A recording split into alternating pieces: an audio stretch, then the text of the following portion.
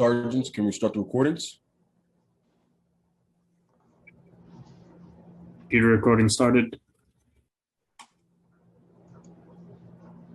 Cloud recording is up. Backup is rolling. Sergeant Martinez. Good morning and welcome to today's remote New York City Council executive budget hearing for fiscal year 2022. At this time, would all panelists please turn on their video for identification purposes. To minimize disruption, please silence your electronic devices. Thank you for your cooperation. We are ready to begin. Excuse me. Thank you very much, Sergeant, and thank you to all the sergeants and of course to Carl Dalva as well for all the work that you do for all of us. Good morning and welcome to the City Council's 9th day of hearings on the Mayor's executive budget for fiscal 2022. My name is Daniel Drum and I chair the Finance Committee. We are joined by the Subcommittee on Capital Budget, chaired by my colleague, Council Member Helen Rosenthal. We are also joined by the following council members. Councilmember Grodenchik, Adams, Andrew Samuel, Moya, Powers, Mario, Chin, and Lewis and Gibson.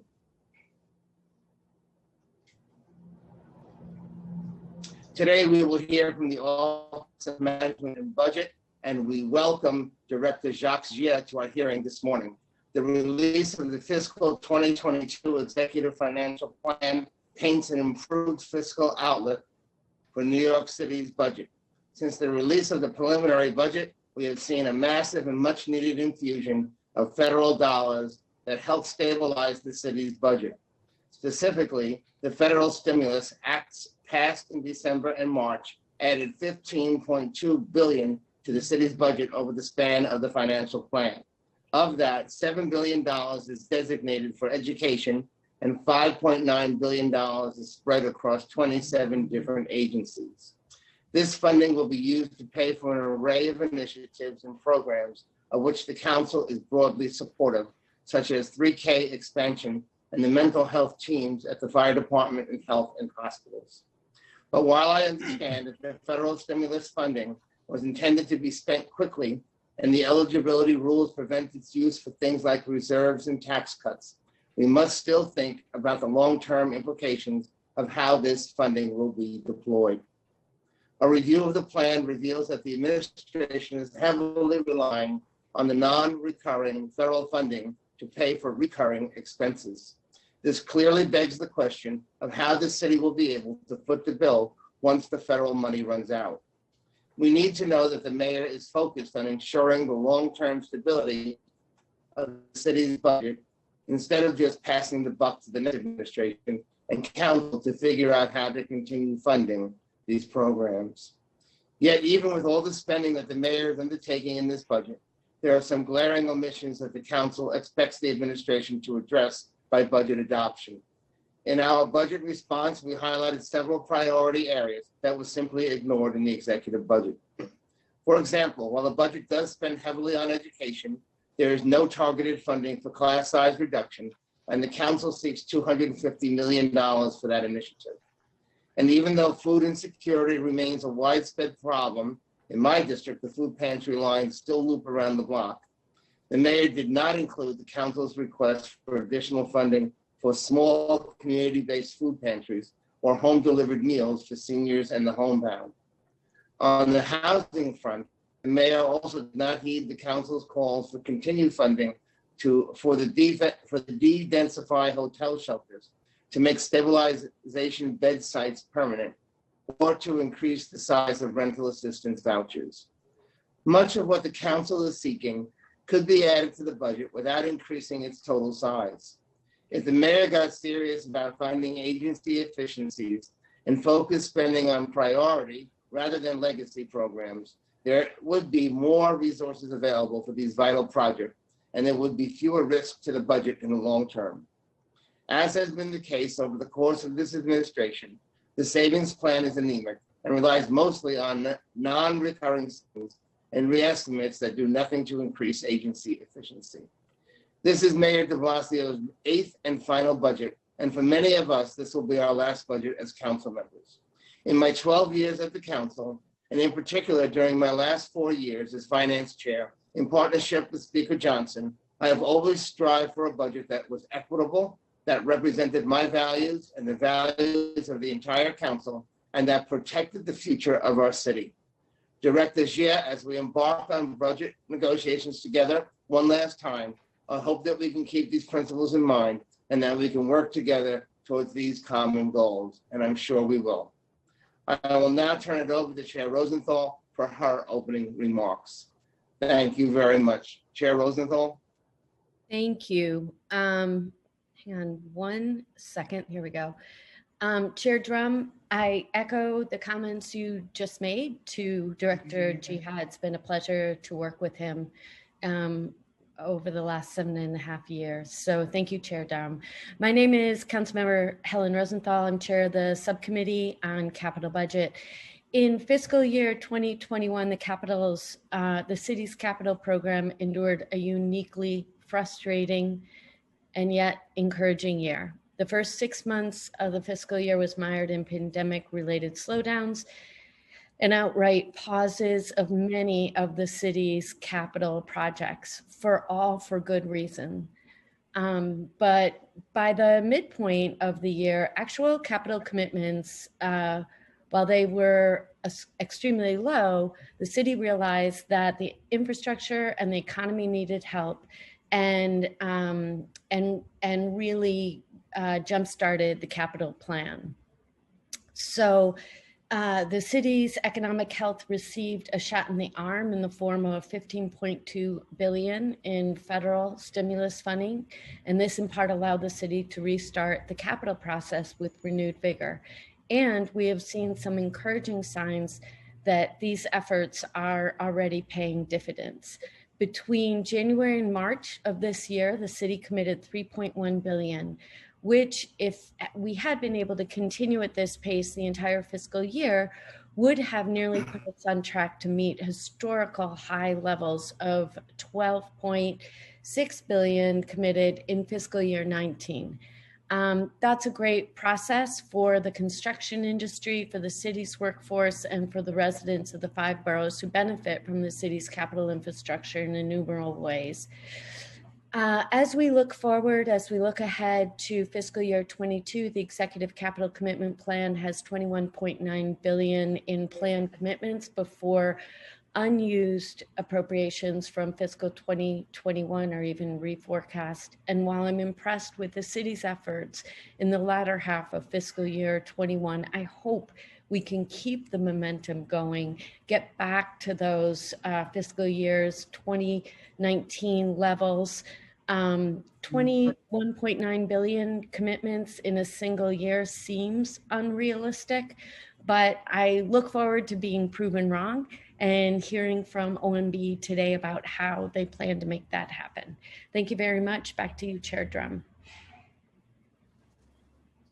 Thank you again, Chair Rosenthal. Next, we'll hear testimony from the Office of Management and Budget. We are joined by Budget Director Jacques Gia and the First Deputy Director, Kenneth Godwin.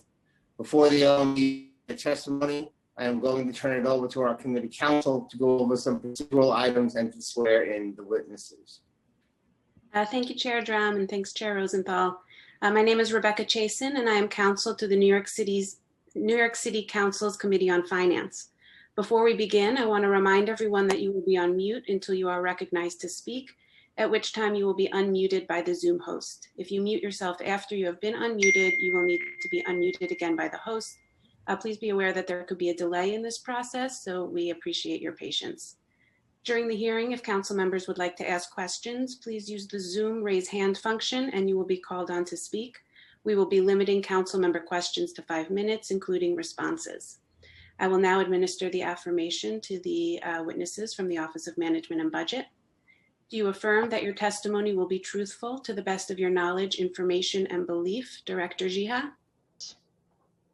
Deputy Director Godner? You. Thank you. Director Gia, you may begin when ready. Okay. Just one moment, I just want to introduce our other council members, Director Gia. We have council members Lewis, Gibson, Van Bramer, and Ayala. And thank you, Director Gia. You may begin. Thank you. Thank you, Chair Drum, Subcommittee Chair Rosenthal, and members of the Finance Committee for the opportunity to testify today concerning the fiscal year 22 executive budget. My name is Jacques Gia, and I'm the director of the New York City's Mayor's Office of Management and Budget. I'm joined today by OMB First Deputy Director Kenneth Gardner. I'm happy to report today that we are on a path to recovery from the pandemic, and our outlook has significantly improved, largely because of our successful vaccination campaign and the federal stimulus. Moody's Investor Services and S&P agree. Within the past 10 days, they both expressed confidence in our fiscal planning and the city's emergence from by raising our GO bond outlook from negative to stable. While the stimulus is a bridge to economic and financial recovery, it is important to note that the city is on a path to emerging from the greatest financial stress test it has ever experienced. The fiscal year 21 budget was balanced in April, in June, and again this January, despite substantially reduced resources and without any assistance from the federal or state governments. The fiscal year 22 executive budget was balanced this January and remain now balanced at $98.6 billion. And out-year budget gaps are manageable and within historic norms. And we did all of this without layoffs or major disruptions in services. Our cash position has been strong without any short-term borrowing, and we have met all our financial and pension obligations. This was possible because of the strong measures we took to reduce expenses and headcount. Since June, we generated $3.9 billion in savings. That is net of the restoration we made primarily as a result of the federal stimulus. And we brought down headcount to about 314,000 employees from a peak of 327,000 employees as a result of a strict attrition management initiative. More importantly, the administration, in partnership with the City Council, built record levels of reserves before the pandemic, about $6.1 billion, which became available to help balance the budget during the height of our fiscal challenges. Now, because the difficult but necessary decisions were already made and the city's finances were relatively stable, we did not have to dig ourselves out of a massive hole when help arrived. This allows us to invest billions of stimulus dollars across a financial plan that will both improve the economy and improve people's lives.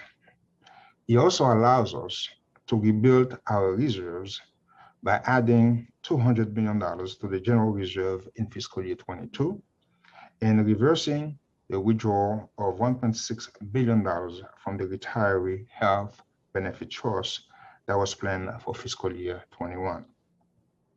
Now, there is $3.8 billion in the retiree health benefit trust, $493 million in the rainy day fund, and $300 million in the general reserve, for a total of about $4.6 billion in reserve next fiscal year.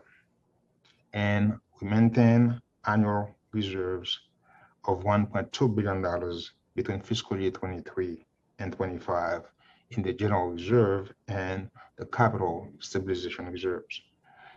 Right now, we are starting to see signs of the recovery across the country and at home. Employment growth across the country has accelerated. As of April, the US economy recovered 63% of the job loss in the downturn. and employment levels are expected back to pre-pandemic heights by the end of 22.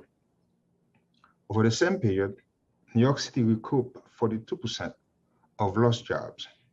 Between December and April, however, between December and April alone, the city gained back 160,000 jobs, driven by increases in restaurants, hotel, and healthcare.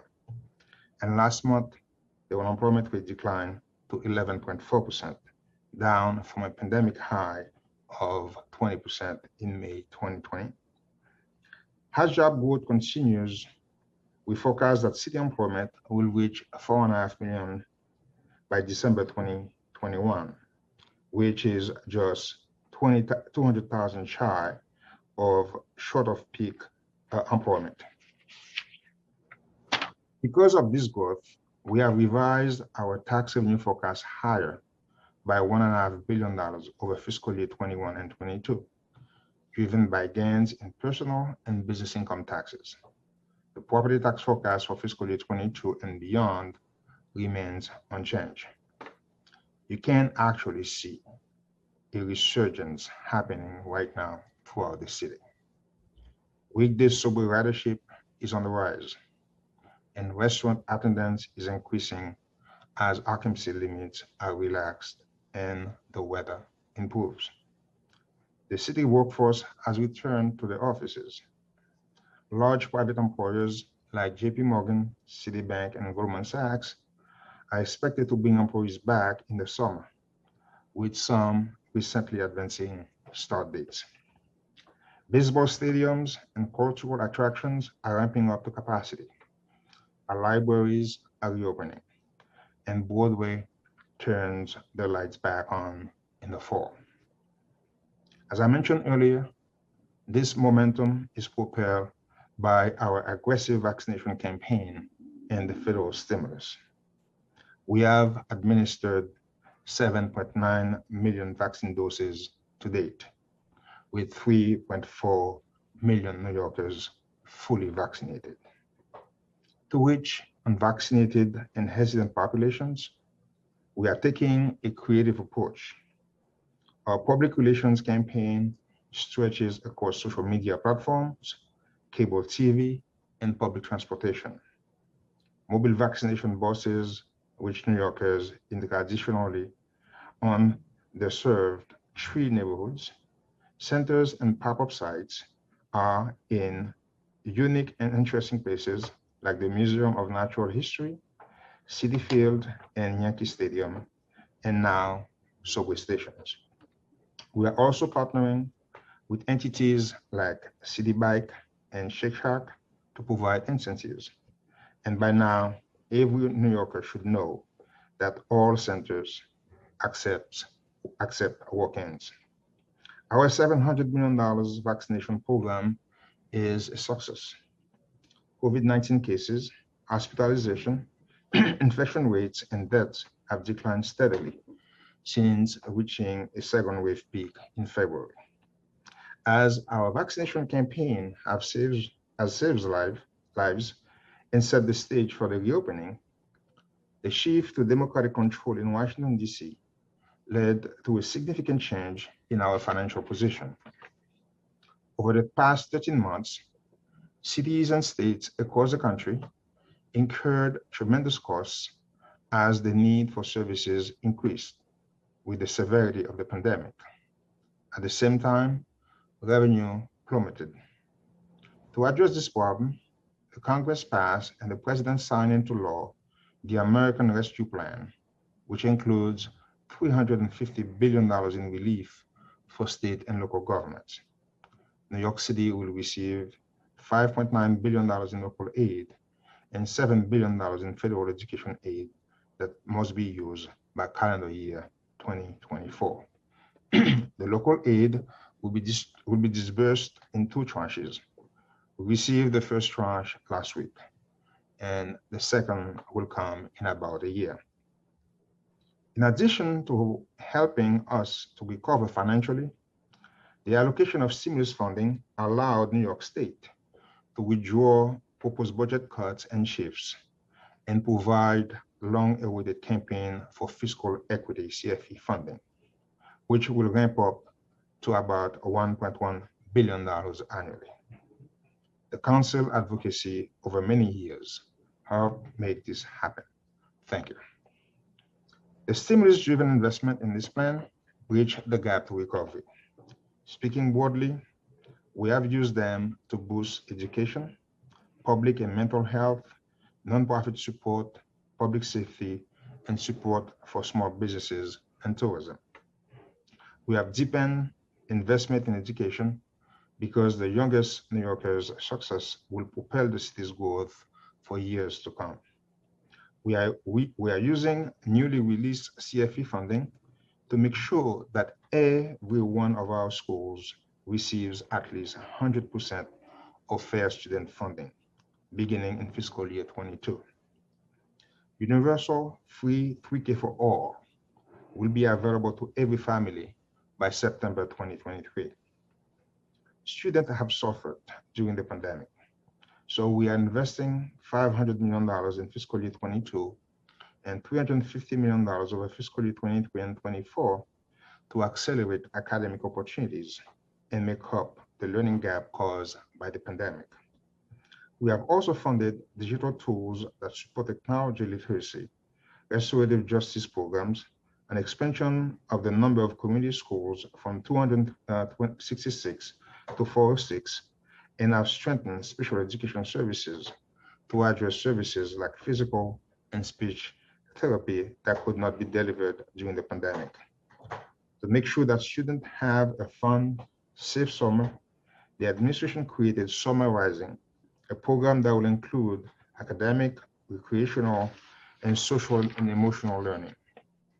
We also deepen youth employment opportunity by adding 5,000 CUNY summer youth employment slots, which allows us to serve a total of 75,000 participants.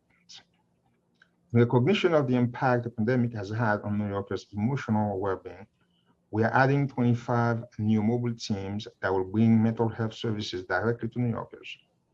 Also, now, EMS and social workers will be able to respond to urgent nonviolent mental health needs citywide.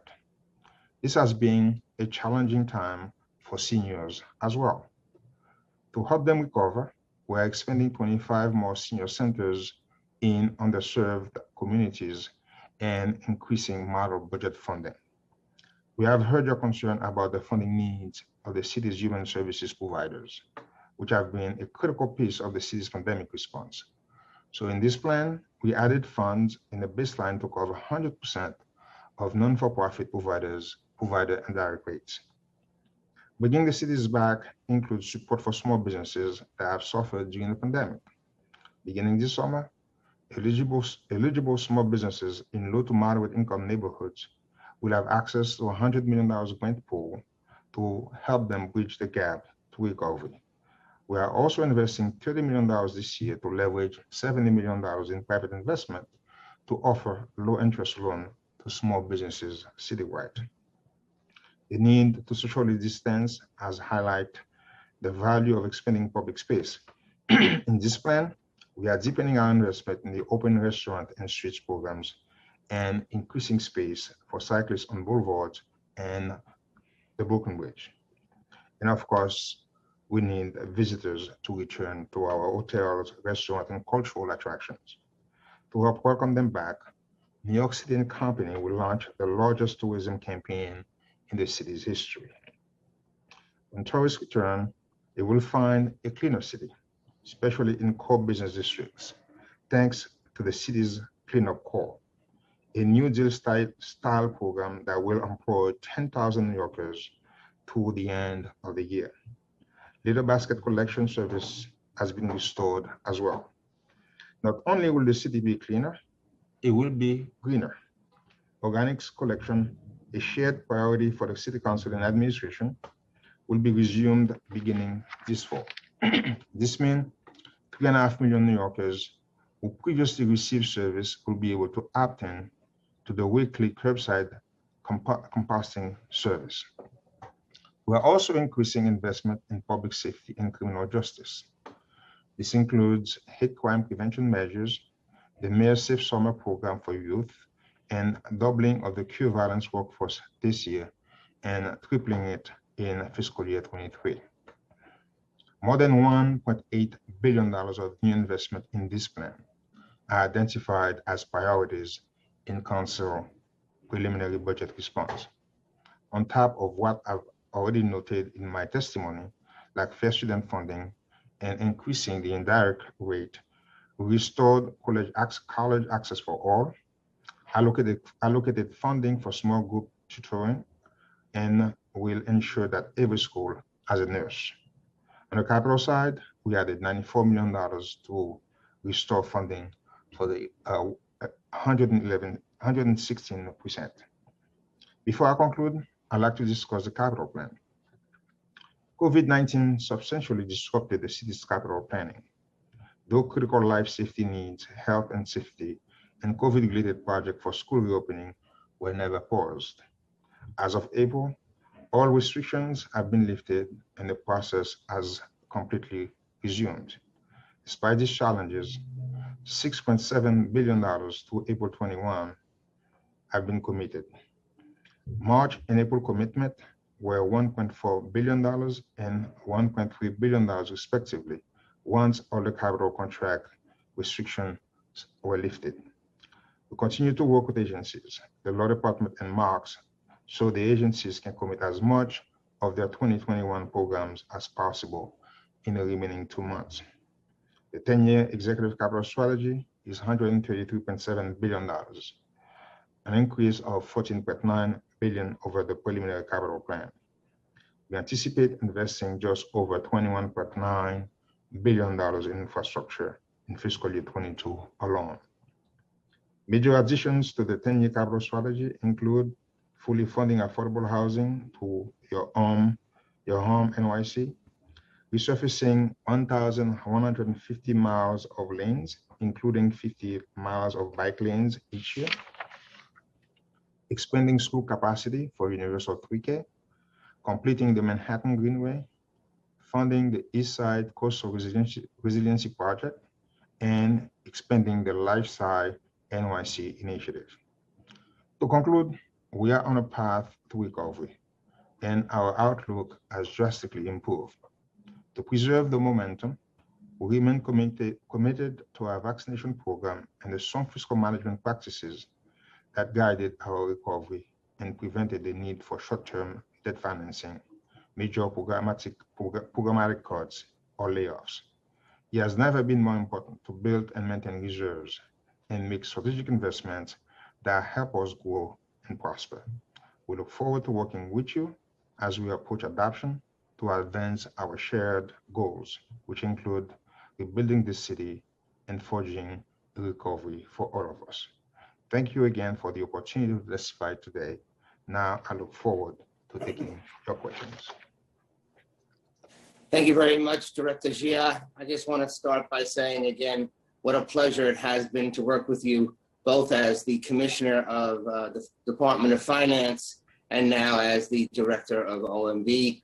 I just can't thank you enough for your honest, straightforward answers in the past, and really appreciate this opportunity again to ask you questions about the upcoming budget. Let me start off by just asking a few questions around the federal funding that we've received or will receive. The city's fiscal outlook changed so dramatically between the preliminary and executive budgets this year, in part due to the work of Senator Schumer and the Democrats in Washington, which led to the city receiving about $15 billion in federal relief. The federal funding is allocated throughout the financial plan, and in many cases to long-term programs and initiatives. How will the next administration be able to sustain these programs that really should be baselined when the federal funding runs out? Thank you again, Chair, and appreciate working with you. It's been also a pleasure for me over the past 8 years working with you. To answer your question, I think the best thing we can do for the city, to be quite honest with you, is to leave a strong economy and a solid financial plan that includes substantial budget reserves. We have allocated 2/3 of the stimulus in fiscal year 21 and 22 when it's most needed for maximum impact to stimulate the economy. And to address your specific concerns about recurring program, it should be noted that most of the new investment in education and recovery are funded through the financial plan. We have also increased our reserve by $1.8 billion to $4.6 billion. Please remember, we inherited only $1.8 billion in reserve. More importantly, our tax revenue forecasts tend to be conservative. Hence, if the economy recovers as we anticipate, there would be a lot of additional resources basically to deal with any of these programs. And indeed, both Moody's and S&P upgrade last week basically confirm the wisdom of our approach. Okay, thank you, Director. The out-year budget gaps, though, of roughly $4 million are large. So how do you expect or think that the next mayor and council would be able to close those gaps as we move forward? I clearly understand your concern about out-year budget gaps. But remember, the city has balanced more than 40 consecutive annual budgets during good times and bad times. The current budget gaps from our perspective are manageable and they are within historic norms. Currently, the out-year gap that we have in the plan average about 5.2%. Give you some perspective. They average about 5.2% of city's revenue. Over the last 20 years, the out-year gap averaged about 7% of our city's revenue. So even in good time, we always have out-year budget gaps. I mean, a good example was in 2009. The out-year budget gap was about like 4.7%. So from our perspective, we believe that the gaps are basically manageable. But nonetheless, we'll continue to look for efficiencies, okay, underspending and debt service savings. This is why OMB will continue to have like a 2-for-1 attrition policy in place, okay? And OMB continues to approve every personal action, including promotion, so that we make sure we continue to look for savings. So if you showed a consistent level of spending on the new initiatives that aren't fully funded throughout the plan, how much greater would the out-year gaps be? Can you repeat the question because I missed a part of it? Sure. So if you showed a consistent level of spending on the new initiatives that aren't fully funded throughout the plan, how much would that total? How much greater would the out-year budget gap be? Actually, as I said, most of the out-year, most of the new programs are funded through the financial plan. I mean, a small portion of it, in 2025, you have a drop off, but it's not significant. It's not a big number. But again, as I said, most of the recovery and education initiatives are all funded through the 4-year of the financial plan, except for 25, in year 25, where you have a small drop off for some of the programs. Do you have an idea of how much that would be, though, Director? Yeah, I could come back to you on the specific number for this. Okay. All right, thank you. Federal aid from the American Rescue Plan Act offers the possibility of a more equitable recovery, but the act is designed for its funding to be spent quickly. So the rescue plan rules seem to make it harder for the city to use that funding to build reserves to help assure the sustainability of our budget in the future. Based on OMB's understanding of the rules, the rescue plan money can be used to add to the city's rainy day funds, to prepay expenses such as debt service or library fund, or add to the retiree plan. Can they be used for those purposes? Yeah, there are some limitations in terms of what we can do in terms of tax reduction, but the tax reduction is for the state, but specifically for us, it deals with putting that money in reserves. But we have a lot of flexibility in terms of how we can use the fund, and that's the reason why we've been basically using the fund to make up for all the revenue loss. In other words, every area where we have losses in revenue could use the fund.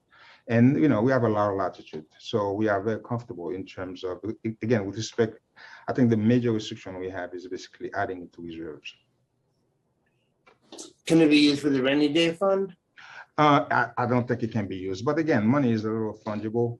We have been able to reduce a lot of our expenses, okay, using federal tax dollars that free up resources that, you know, that give us the flexibility to use those city tax dollars that we free up, okay, to put that kind of resources either in the rainy day fund or use it for general reserves.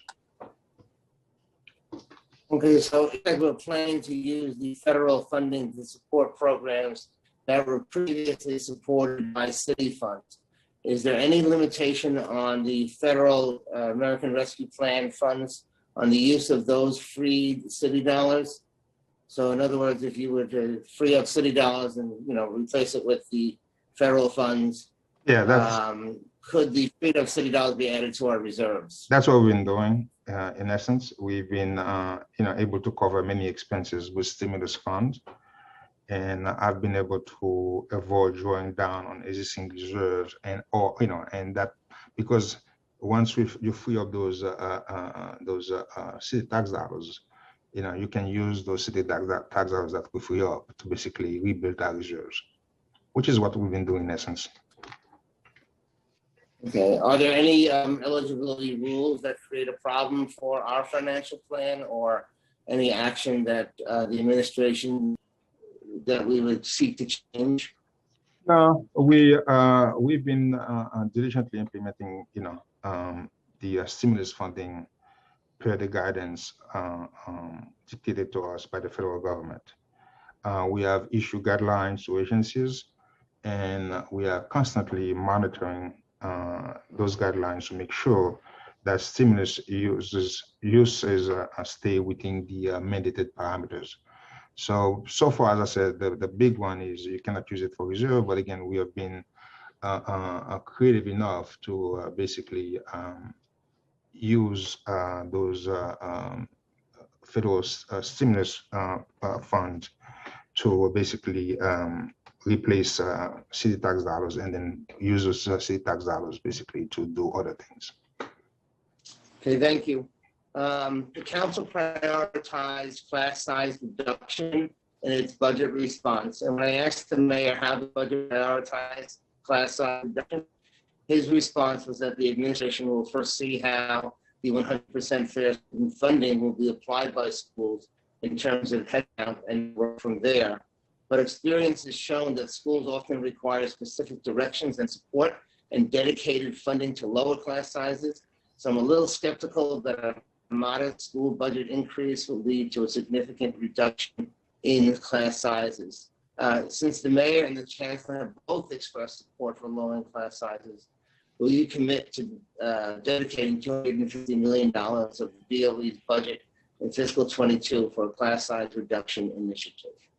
Yeah, and again, we understand clearly the importance of small class size in terms of their impact on outcome, educational outcome.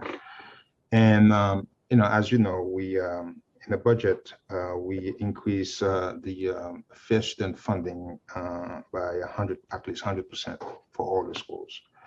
From our own experience, school will be able to use these resources as they see fit, and and very often, historically, what they've used that funding for is basically to increase their staff capacity, which often translate into reduction of class sizes.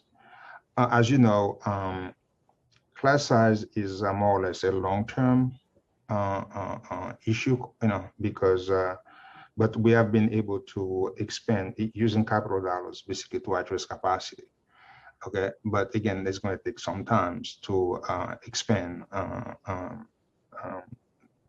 those tax dollars basically to bring down class size. But in the meantime, in the short term, what we're trying to do is basically trying to use as much as we can the stimulus funding to address learning losses for students in the short term. But again, we understand your concern, and but this is not something from my perspective we could address right away. Okay, it's going to take some time because you have to build the capacity, you have to expand the capacity of the school. But again, we're doing our best in the short term to address learning losses by using stimulus funds. Okay, Director Gier, when I did question the mayor, he did say at the time that he wanted to see the fair student funding and how that would affect class size. But he did, when I asked him further about the 250 million, he said he couldn't commit to a number right then and there, but that he would work with us on that. I hope that we can still continue to work on that and to Definitely. see dedicated funding in this budget moving forward. Is that something that you can commit to with us? We will definitely work you. with you. We'll definitely work with you. Yeah. Okay, thank you, Director Gier. At the preliminary budget hearing, you testified that your staff would reach out to the council with a property tax rebate proposal prior to the administration going up to Albany to lobby for legislation. But we haven't heard anything yet. So is the mayor still seeking a property tax rebate in legislation in Albany? And if so, is there draft legislation that has been shown to state legislators? We are still in active discussion on this with the state legislature, and we'll keep you posted as far as, in terms of the progress that we're making. The legislature is still in session, and as the session near to an end, we would welcome discussion with you on the parameters for home relief and how to, the best way to target that program. But again, we're still in discussion with Albany, and the session is still going on, and we wouldn't see what's going to happen in Albany. Have the legislators that you've approached so far been supportive of the legislation? Yes, to some extent, but it's just a question of whether or not it's a priority of theirs. But we're doing our best to push as much as we can. Okay, thank you. New York State recently extended the eviction moratorium until August 31, 21, and it's expected that the state will start distributing over $2 billion in rental assistance to tenants that will cover up to a year's worth of unpaid rent and utilities to keep them housed after the moratorium is lifted. In contrast, DSS's fiscal 22 budget does not make additional investments in rental arrears or increases to rental assistance vouchers to address post-eviction moratorium impact to the city. Aside from funding the full expansion of the city's access to counsel program in DSS, what resources are currently in the budget across all city agencies to keep New Yorkers in their homes once the moratorium is lifted, so there's not an influx of people seeking shelter if they are in fact evicted? As you know, we added about $1.9 billion in capital. This is city funds and the executive budget to fully fund the Housing New York 2.0 plan. We also added $15 million to fully fund our First in the Nation Right to Counsel program, which is funded right now about $166 million as it fully ramps up in 22. The state is implementing the $2.4 billion in rental arrears assistance program that they received from the federal government. We are actively in conversation with OTDA on the implementation of this program, and we will be diligently working to connect New Yorkers to this funding. Commissioner, what's your estimate of the number of households? Director, I'm sorry. What is your estimate of the number of households that the state funding will assist compared to the number of households in New York City that are behind with rental payments? I think we will, let me get back to you because let me speak with DSS and get back to you on the specific number because as the detail have been rolled out, again, we are very excited to see the state and federal government put funding into this program, but we'll get back to you on the specific numbers of New Yorkers who will participate in that program. Thank you. Has OMB conducted an analysis on raising rental vouchers to Section 8 rates in terms of how many more families would be diverted and move out of shelter, and what the savings would be on the shelter budget? As we said before, raising the city's voucher level must, be consistent with the state FEPS level, because otherwise, the voucher market will become destabilized. But so let me let Ken Gardner, who's been working on this more, provide you an answer to a specific question. Oh, thank you. So first, we want to, thank you for your advocacy on this so far, and we really are prevailing upon you to continue to do so and partner with us in advocating for state action before the end of session. We believe that in order to make this most effective, we need the state to raise their vouchers so that we have a single level of payment, as opposed to money simply shifting from one type from state to city. We are interested in trying to get that done. We would ask the council to work with us in Albany to try to get that single rate across the state fixed. And in terms of this program, I know that people feel like the voucher level is low. We would want to point out, right, that there are currently over 160,000 individual placements covering 63,000 households. So the current vouchers are working, and there are a very large number of people taking advantage of that.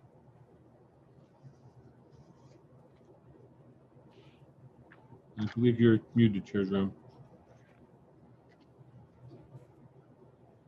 Oops, I just lost my questions here. All right, so that Housing New York 2.0 plan, it doesn't address the immediate influx of evictions that may happen under the moratorium if it's lifted. Is there anything else additional that we can count on? Well, the state recently and that's, by the way, that's a extended 10-year plan, I think. I'm sorry, say again? That's a 10-year plan, if I'm not mistaken. Mm-hmm. The state recently extended the moratorium, I believe, till the end of August. We've made substantial investments in this area, including capital expenditures to increase the level of affordable housing. We've also expanded our access to council model, funding that at 100%.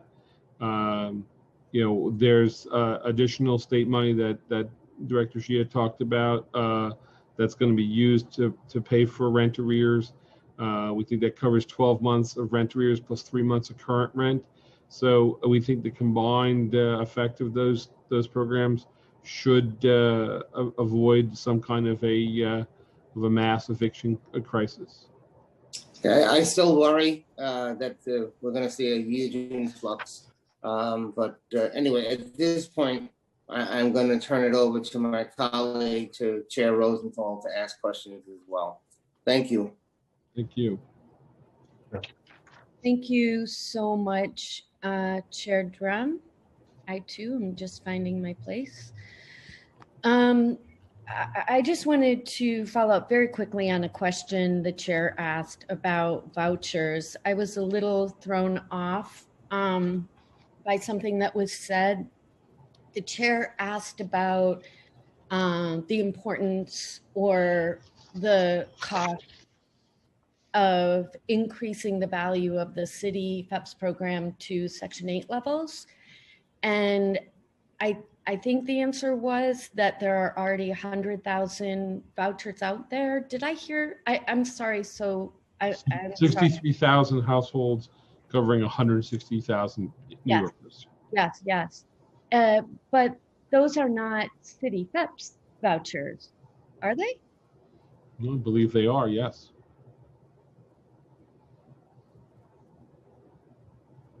Okay. I'll let my colleagues follow up on that.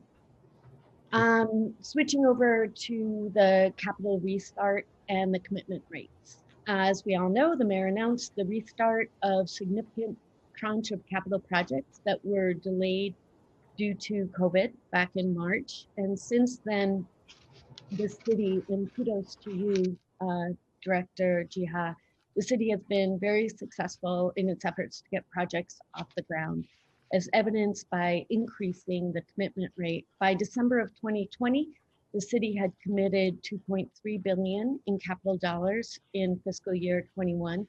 But since January, you've committed $3 billion more for a total of $5.44 billion through March. That's amazing, and an amazing pickup in pace. As I mentioned in my opener, although I think I explained it badly, fiscal year 2020, the city had committed $8.06 billion. At the pace we're going, do you think we can exceed that in fiscal year 2021? Do you think that we could get up to 9 or 10 billion? And frankly, what do you think the city's overall commitment level will be for fiscal year 2021 by the end of the year? Okay, as I indicated to you in my testimony, as of the end of April, we had $6.7 billion. Okay, we've committed $6.7 Got billion. it. Another increase. Yep. Okay, so again, I cannot guarantee where we're going to end. What I know for sure we're doing is we're pushing as hard as we can. And at the pace that we're going, probably if we could exceed last year. Okay, all right. Again, we're trying our best. We're pushing really hard. We're pushing the law department, the agencies, marks, working with them. Again, as I said, if you have any suggestion in terms of how we could do even better, we will work on them. Okay, but we're doing as best. And again, as I said, I do not want to give you a specific number saying, it's going to be 8, 9. I can't. Anything we're trying to do right now is to push as hard as we can and trying to overcome every single obstacle in our way. Because as I said to you last time, we believe the capital program is a strategic part of the recovery. Okay. And so therefore we don't have any incentive whatsoever to slow things down. Our goal is basically to accelerate that process to make sure that capital is invested and that the recovery is in full swing. So it's part of our strategic investment to speed up the recovery in New York City. So we're doing as best as we can. As I said, we're pushing. We're going at 100 miles an hour. Yeah. No, and that you have been. Yeah, and now you're at 6 billion. That's amazing. So that segues perfectly into my second set of questions, which is, given that commitments have increased at such a rapid pace, it's obvious things have changed, either by way of messaging from City Hall, increased coordination and communication within the agencies, as you said, between the agencies and OMB, streamlining the process, perhaps all of that.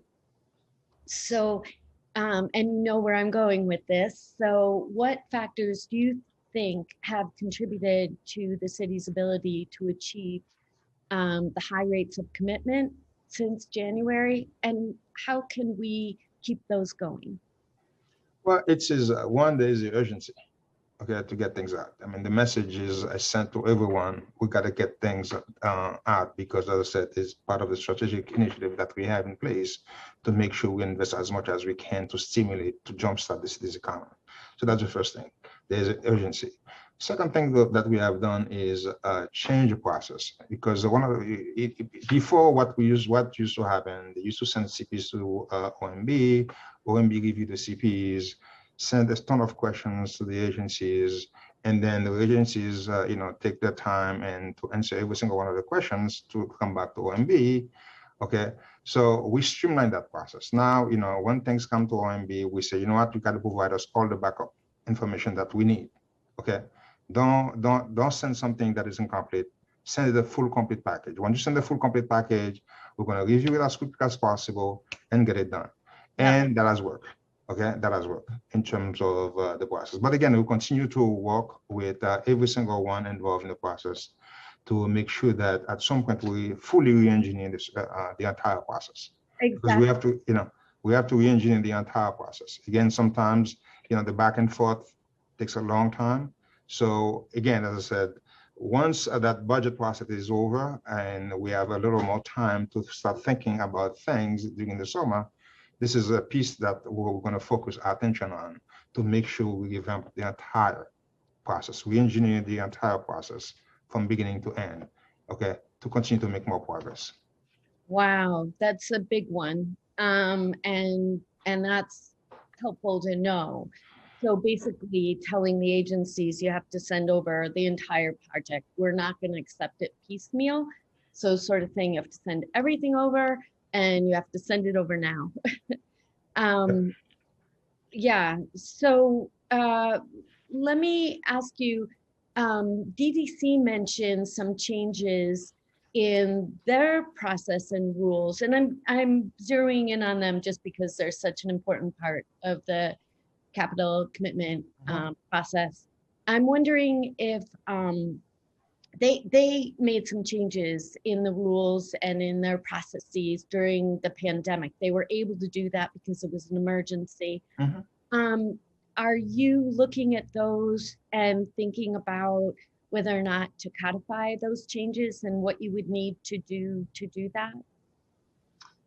Again, we will be working with everyone, including the, including the DC, to make sure that we learn from them. Okay, we learn best practices from them, and then try to, it's again, we have so many constraints around in terms of things that we cannot do, things you cannot do, things that have to be reviewed by every single one, certain monitors to make sure everything fits within the box. So again, this is one of those things that we have to basically open up the hood, okay, look under the hood and see what's going on, and and that's what we intend to do this summer. So we'll definitely get DDC involved. Again, learn from them, learn from every other agency, learn from the practices, particularly learn from the emergency contracting process, because I always believe if you build something around the emergency contracting process and then put all the constraints around those, it's better than revamping it from scratch, because everybody's going to tell you why they need to be involved in the monitoring process. Yeah, I would really urge you to meet with them somewhat regularly and bring sort of the state we've been discussing team, because I think they have a lot of ideas, very specific changes, and I think OMB could play a big role in that. In fact, how frequently do you have infrastructure meetings with the agencies, especially with the agencies with the large capital portfolios regarding our task force meet with them, like they meet with every other agencies. Wait, which? Oh, you mean the task force for each? At OMB, they meet with them. Usual stuff. I mean, that's the usual. That's the usual. But as I said, for you as the director, as I said, this is something that, as I said, we will, in the summer we will begin to, look at everything from soup to nuts and to make sure that we spend time redesigning the process that we have in place. Okay, I can't meet every single agency, on a weekly basis.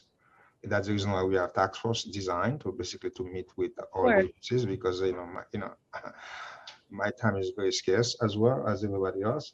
But we have a capital coordination task force that that meets with the agencies regularly.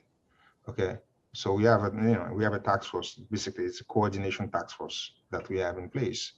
A capital coordination task force that we have in the agency that meet with all the other agencies. But as I said, as part of the review process, we will meet with every single one of the agencies, look at the processes, look at the processes as is, forward, and then look at the processes as it should be going forward.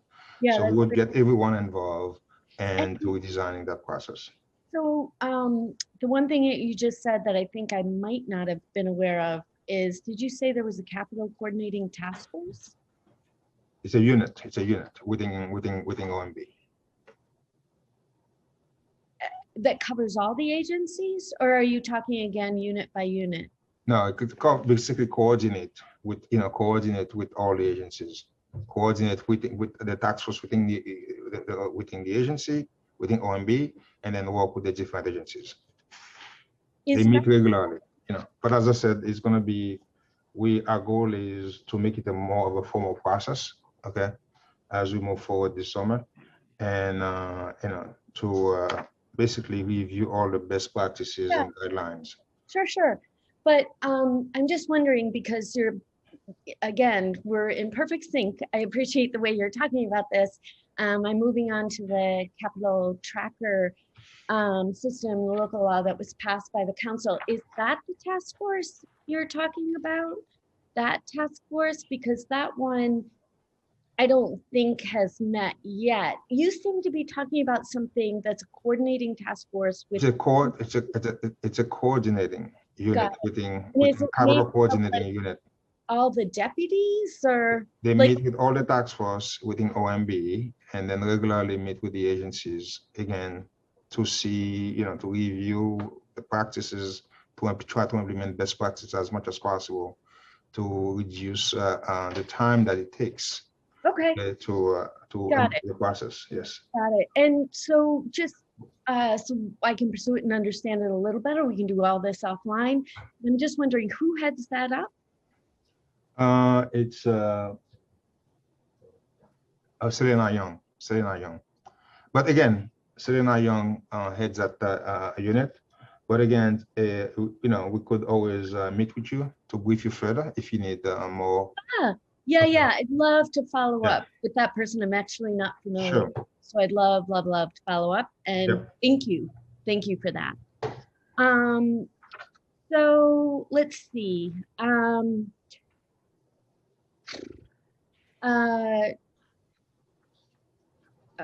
Okay, so let me just sort of go into that. So last year, the council passed Local Law 37, sponsored by Councilmember Lander, who I see is on here, and I'm sure will ask you follow-up questions.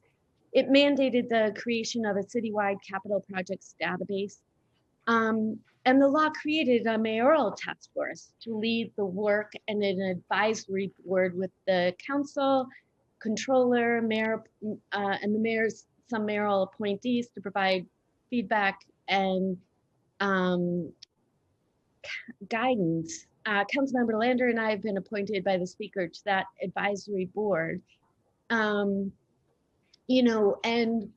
the advisory board that was set up is not novel. This actually was originally moved along by finance chair in the previous 4 years, Julissa Ferris Copeland, and I went to those meetings. They were extraordinary. Just seeing,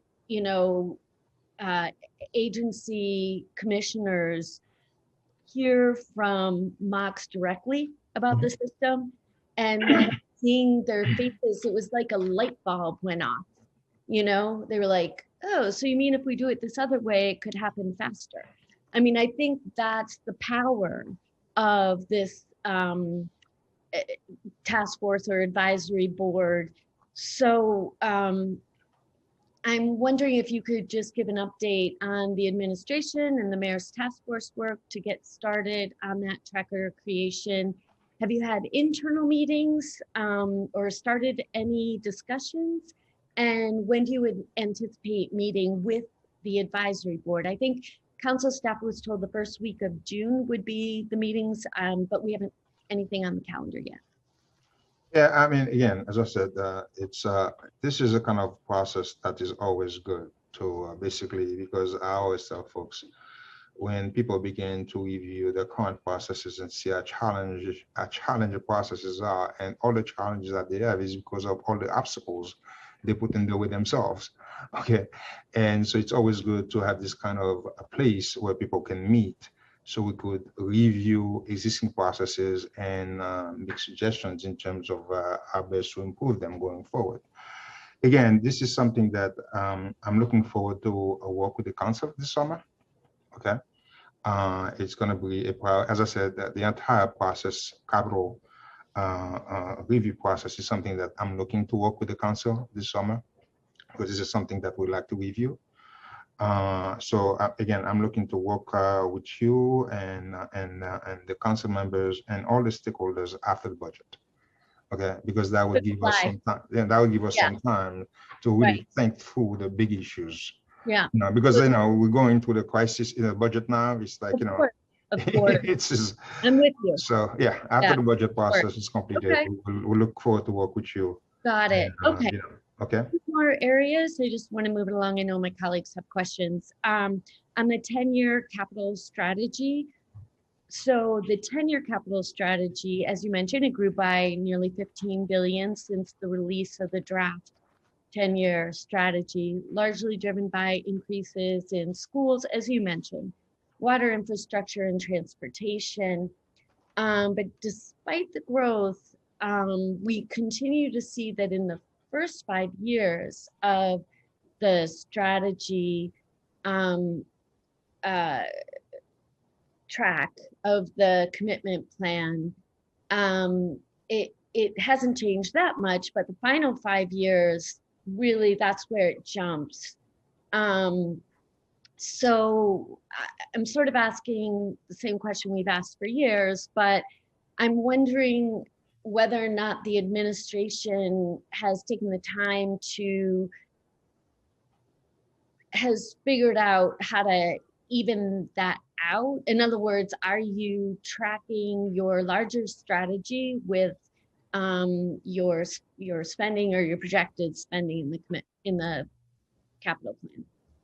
Yeah, I mean, this is again, this is an exercise we're going to go through with in September, with the capital, because we're going to do a redistribution, okay, to see exactly after, to smooth things out, okay, because as you can imagine, the capital is basically overstated. Commitment rate has been very, much lower than, so therefore, it behooves us, okay, to go through that exercise to align the capital plan with more or less the historical commitment rates that we have. So this is an exercise we're going to go through again after the executive budget as part of the September release, okay, to do a redistribution. And the good thing about this is also going to give us the benefit of lowering the debt service in the out years of the financial plan, because there will be less capital. But again, this is something that we're going to go through after the executive budget, after the adopted budget. The budget is adopted in June. Okay. As part of the September. Yeah. I thought I was going to have summer off. So No. We're going to keep you very busy. We're going to keep you very busy. This is going to be fun. Yeah. I'm done with that. And then just quickly about NYCHA, they've historically had such a low commitment rate of city capital dollars against the commitment plan.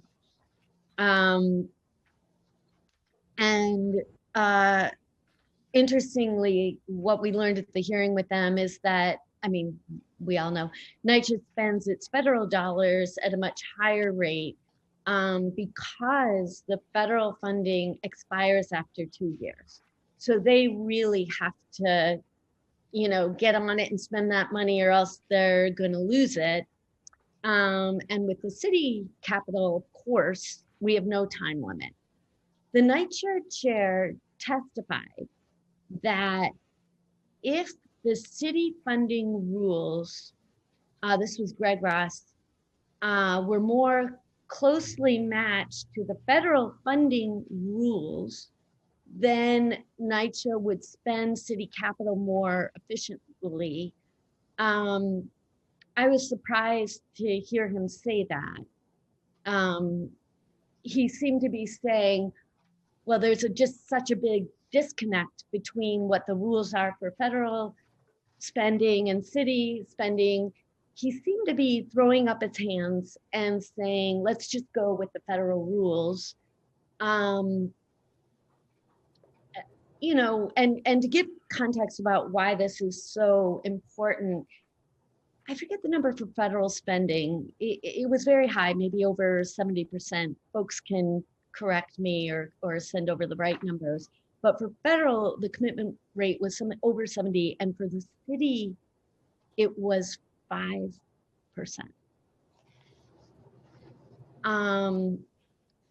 It's such a stunning difference, and certainly has played out in my experience for money that I've put in to the NYCHA plan. So has OMB considered putting a time limit on city capital funding for NYCHA? No.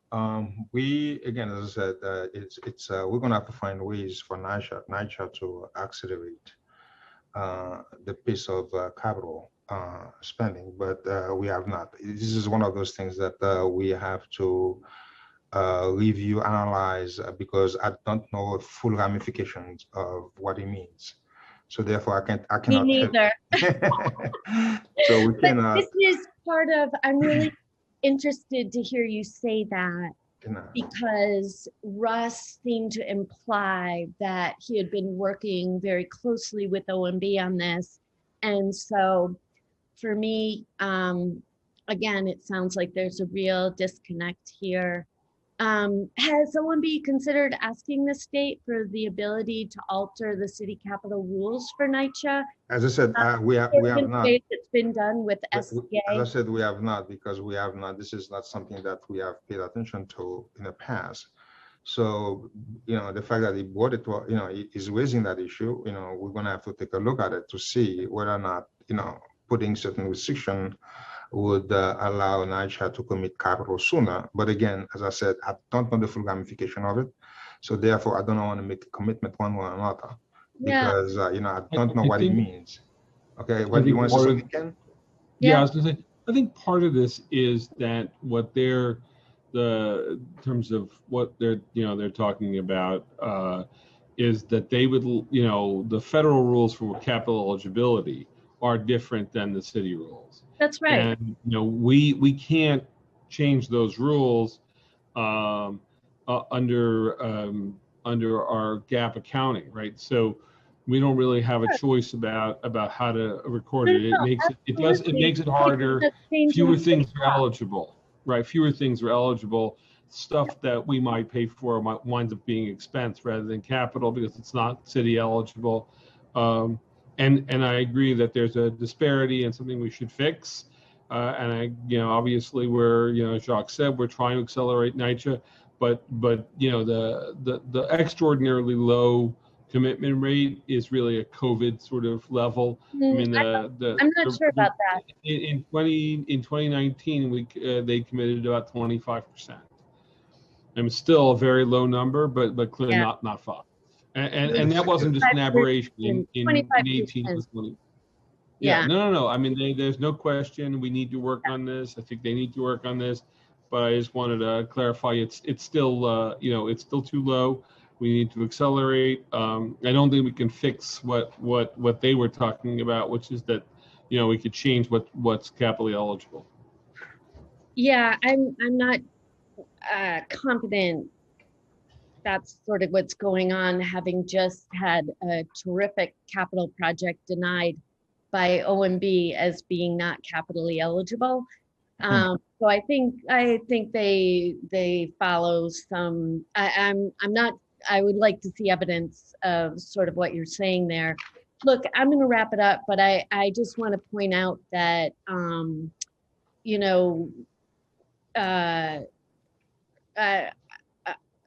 during my tenure on the city council, the NYCHA's excuse has always been, we've been shortchanged, and it's gone up over the years since I've been here from 32 to 42 billion now. They're saying that they're shortchanged, and that's why it's so hard. I'm not sure surely that plays into it, but if their commitment rate is 25%, I think that is something that would make a hell of a big difference if that went up to 100%, particularly for the city-funded projects, in other words, the ones that council members on the ground, you know, who know their districts best, are trying to get done. And gosh, for NYCHA Central, the people we work, they're doing, you know, they talk about, and the mayor's talked about, you know, adding funding for NYCHA to fix things. But it rings a little bit hollow if the commitment rate is 25%. I'll let other council members get into that, and I'll let my colleagues move forward with that and pass it back to you, Chair Drum. Director Jiha and Gardner, I just want you to know, I appreciate, I really want to emphasize this. You're under tremendous pressure. And I think what you've done in the last 6 months has been extraordinary. To go from sort of a 0 to, you know, 180 or 100. I do believe in speed limits. You know, really has been impressive. And you're, you know, what you've done by getting the change, you know, from the rating agencies recently, you know, that's huge. So kudos for all of that.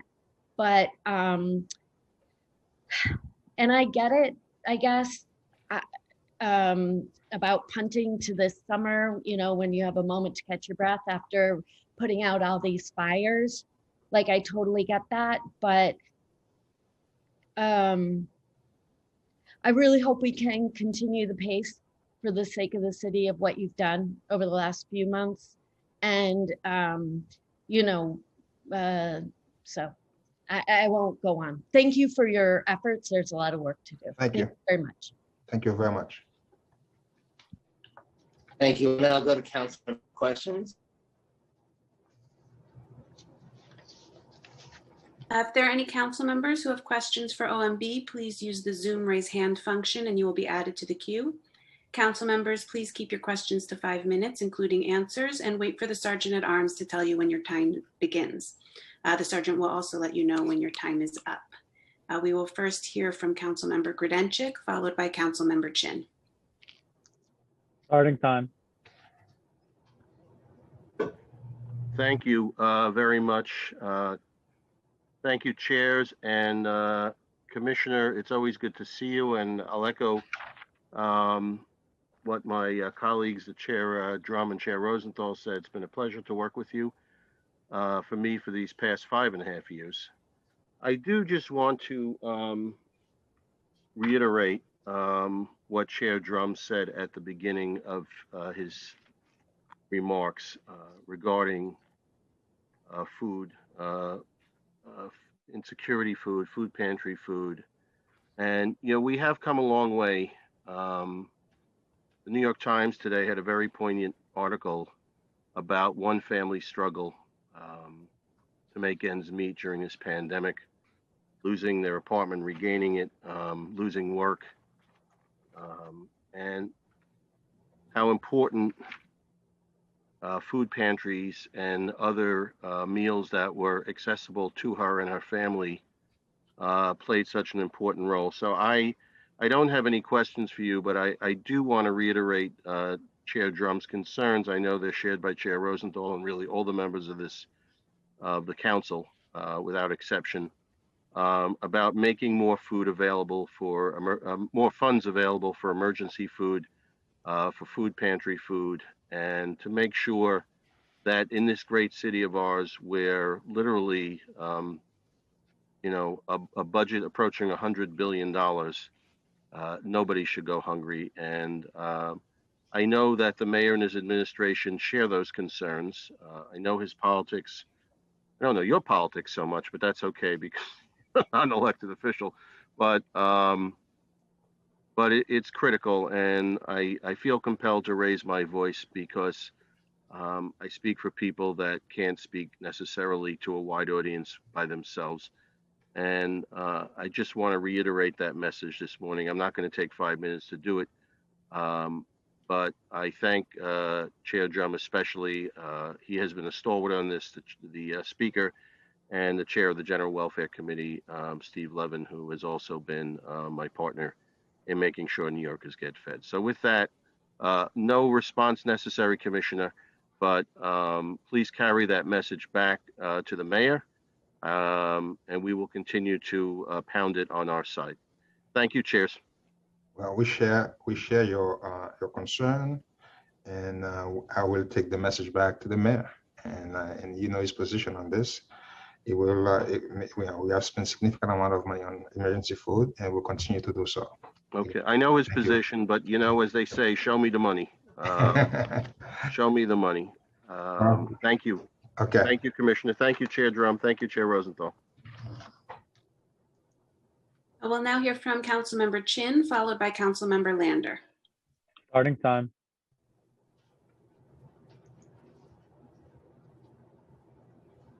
Great. Thank you to both chairs, and thank you, Director Jihad. It's been a pleasure. This is also my last budget. And I think for the budget for the Department for the Aging, we wanted to go over 0.5% of the city's budget. It's always been under 0.5%. On this year, let's go above that because of the growing numbers of senior population. There's going to be more seniors than kids under 13. So I think we really need to invest in this growing population. I know that in your testimony you talked about the investment in terms of 25 new centers in Newark and the model budget finally got back in there. We appreciate that. But you know what I'm going to say, it's not enough. There were also needs that was raised by the council's preliminary budget response that was not taken care of. I know the Chair Drum mentioned it earlier, which is the home delivered meal. We're asking for 16.6 million. There's been a growing number of homebound seniors that need the service, and the Get Food program is not enough to help them. And so I hope that this money will be added into the final adopted budget. The other issue is I know that the mayor, added mental health service to every school or school building to really take care of our young people. But let's not forget about older adults that really suffered through this pandemic, and what a toll has been on them in terms of their mental health wellness. So I think that we do need to add more funding into mental health service for our adult older population to be included in every single senior centers in Newark. And I think that is one of the critical needs.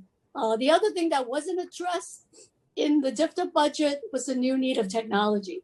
We know that a lot of seniors had to use virtual program. That was the way they connected to staff and to their friends, but not every senior had the hardware or the internet access.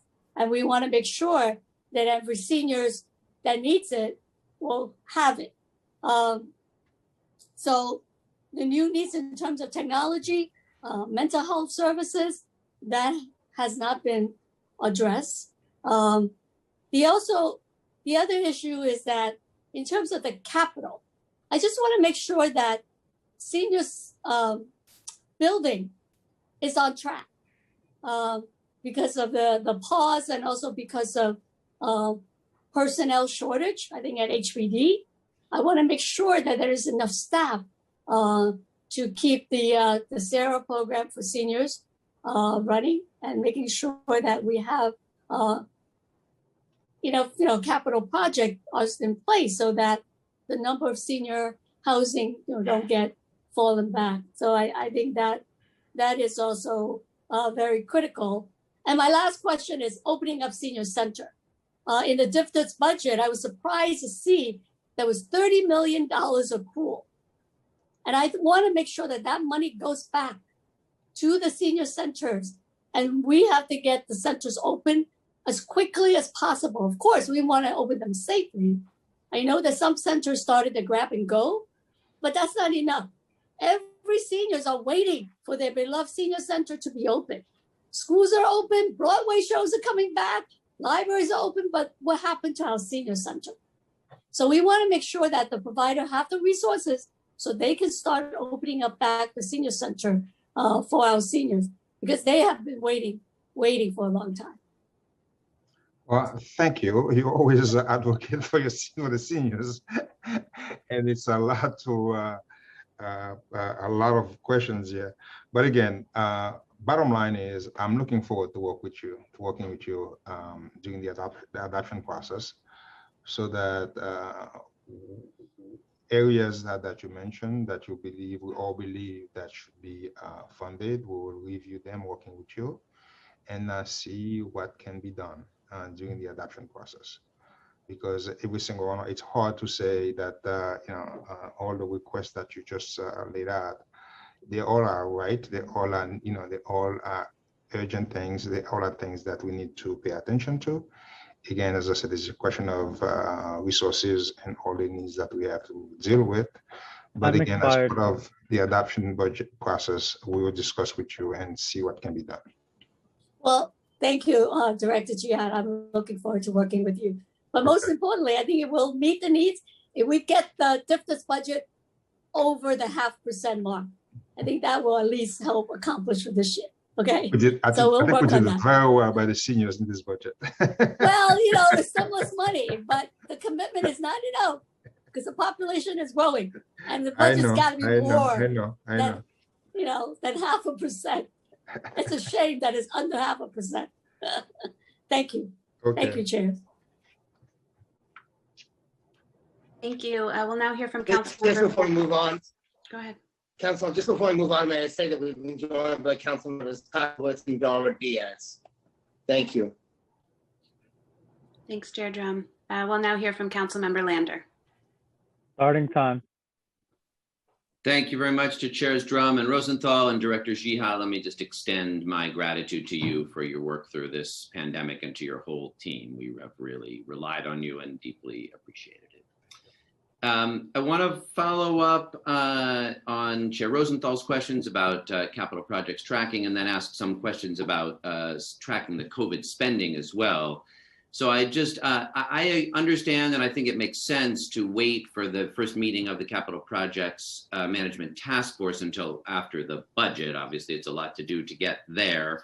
But in terms of expectation setting, it sounds, I guess, from what you're saying, like there hasn't yet been much work done to start getting the tracker ready. And look, that law went into effect March 13th, 2020. So a lot has happened since then. And if the answer is we really just put it on hold, we not only have we not had the meeting of the task force, but we haven't started doing the work to develop the tracker. I understand it, but it'll be easier to go into that. That would be unfortunate because we need capital projects to deliver better for us right at this moment, but I would understand it. So is that what I understand from your answer? We've been meeting internally. There's been meeting internally with our folks.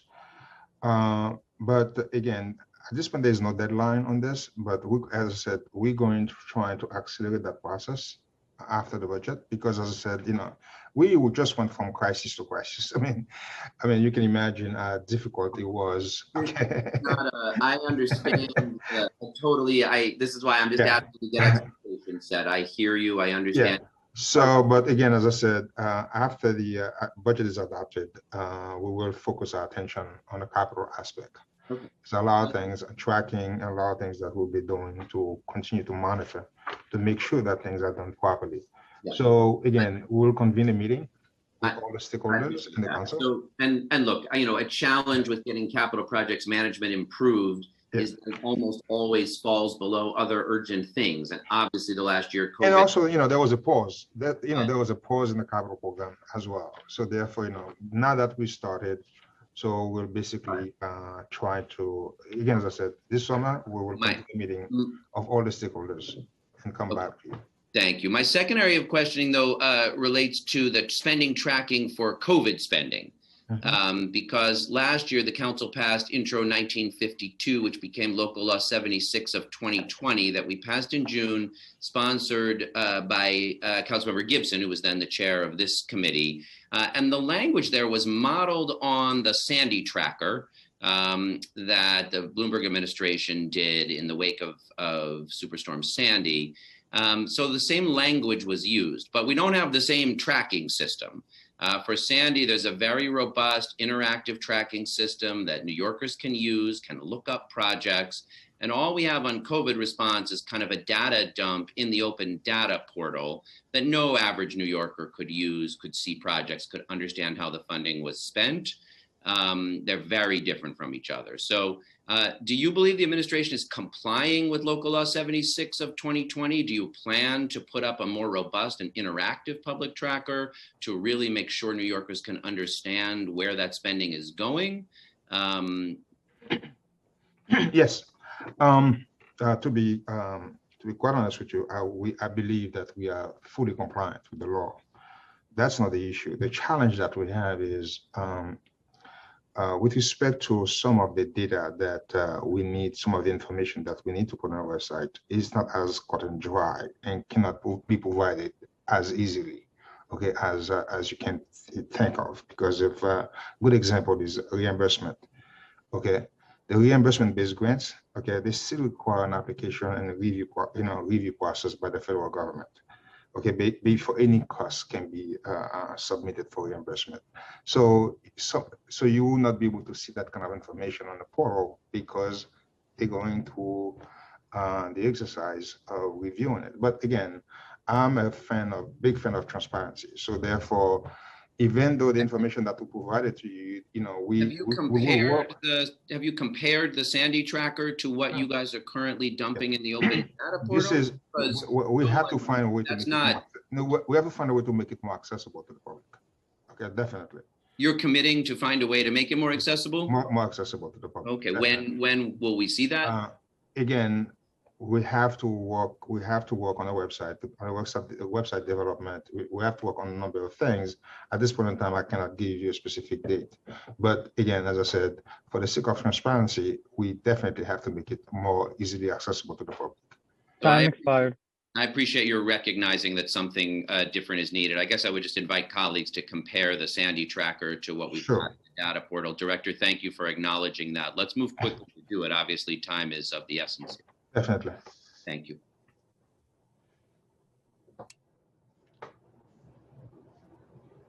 Chair Drum. No, Okay, thank you. Oh, go ahead. No other council members have their hands raised at this time. I do see Councilmember Darma Diaz. Oh, indeed. Thank you. Councilmember Diaz, we'll now hear from you. Starting time. Good morning, and thank you for this opportunity. COVID testing, my curiosity is to organizations that have been contracted to provide services for testing. Has their funds been released? Or could you share with me what the process is once an organization is accepted to participate in your process? Do you have any specific organization in mind? I mean, I'm just trying to understand what the question is. My question not getting is, paid? Are they not getting paid? What? Are they not getting? Well, I have 8 individuals that reached out to me indicating that they worked and their checks have bounced. So I'm wondering what the situation is. Is it a matter of New York City, we're having issues making our payments, or if it's organizations not being as honest as we would have liked them to have been? It would be. I don't want to comment on specific cases. It would be very useful for us, helpful for us, if we could get the information about these specific organizations. So what I'll do is I'll have Ivan Costa, which is the Intergov director at OMB, reach out to your office and get the specific information about those. But we've been paying our providers. New York City checks will not be bounced. so it's got to be something else going on. So why don't we get the information and then I'm more than willing to share with you as has been shared with me. Yeah, I just want to make sure that the city is, doing the process, and then those that have been blessed and Yeah. highly favored to have been contracted to also pay the people correctly. Yes. Thank you, and look forward to hearing from you and Ivan. Okay. Thank you. Thank you very much. Okay, Councilmember Levin now has the question. Starting Welcome. time. All right, thank you very much, Chair. Director Jiha, nice to see you. Pleasure. I have a couple of questions. First, Intro 146 is the bill that I'm sponsoring to increase the city FEPS voucher rate to Section 8 level. Does OMB have a cost estimate that they can share with Council Finance? Of course. Yes. Okay. And yeah, and I think just in terms of understanding the methodology and projection, that would be helpful. Yeah, that we'll be glad to sit down with you and your staff and the Finance Council staff to go over the methodology that we use and the estimate that we come up with. Okay, thank you. Second issue, Fair Futures, which is a ACS program that provides coaches for young people in foster care. That has not been baselined, and last year, because of the budget deficit, we had to do, I think, some creative budgeting to cut out a fair amount of CTL and then try to rely on some state match. And the goal this year, in talking to and hearing from young people, that this program absolutely works, and they have really solid data and metrics to back that up. It's the impact has been very favorable. Is to make sure that this program is baseline so that they don't have to, not only do they not have to worry about the program being cut, but that they're able to retain staff. These are not-for-profit staff that are, have to be able to, in June, make sure that they have a job in July. And so the goal is to have $20 million of Fair Futures baseline in the FY22 budget. Well, again, we're looking forward to work with you on Fair Futures because we understand the importance of this program. So again, as part of the adoption process, we'll work with the council, okay, and see what can be done to make sure that the program is fully funded. Next topic.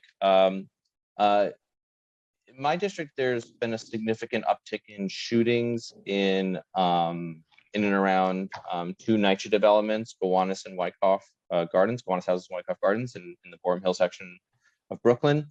And these two developments do not have the MAP program, MAP, the Mayor's Action Plan program, which was rolled out back in 2014.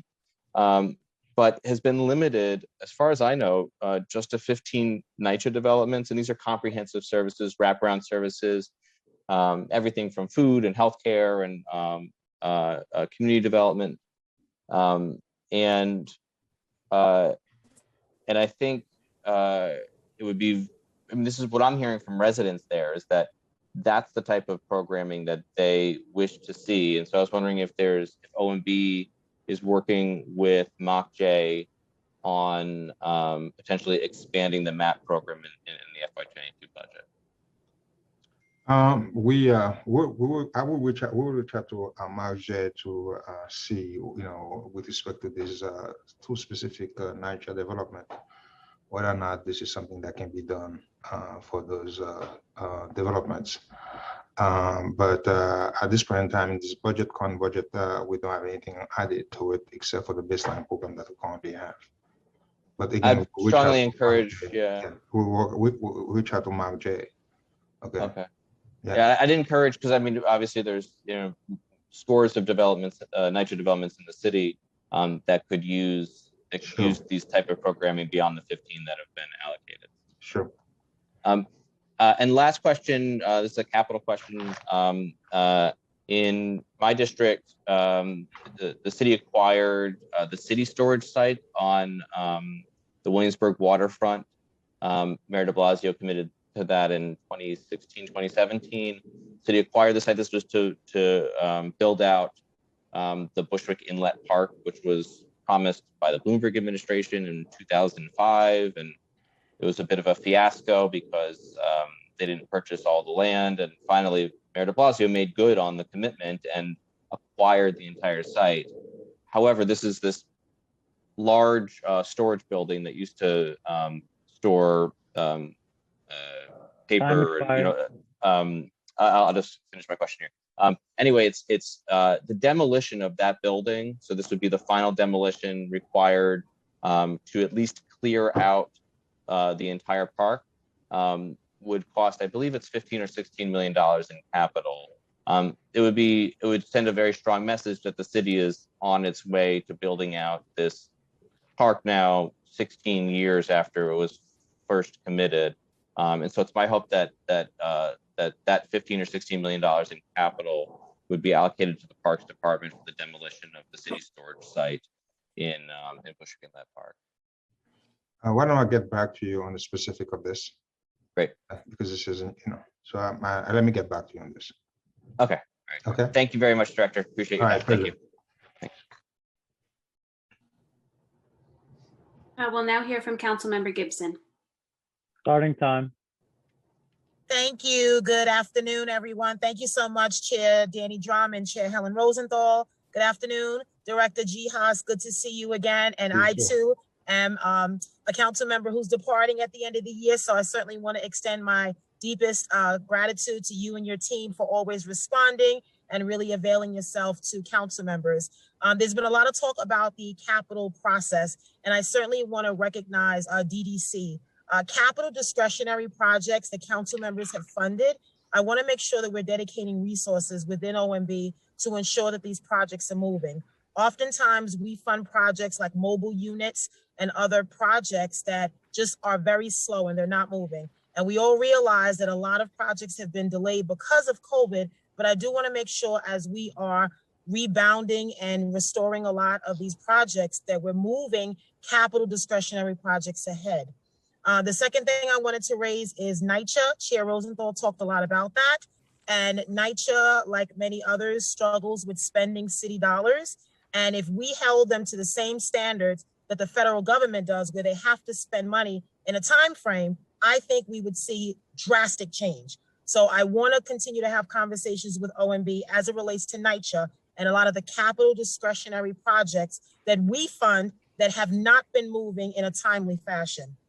The third thing I wanted to bring up relates to summer youth and, all year round youth employment and work, learn, grow. DYCD testified earlier this month and talked about what we're doing this summer. And now, while I recognize 75,000 slots is great, I like to aim high, Director, because we have a lot of summer activities and we need to make sure that young people are ready and they have opportunities. I know the additional 5,000 slots are dedicated for CUNY.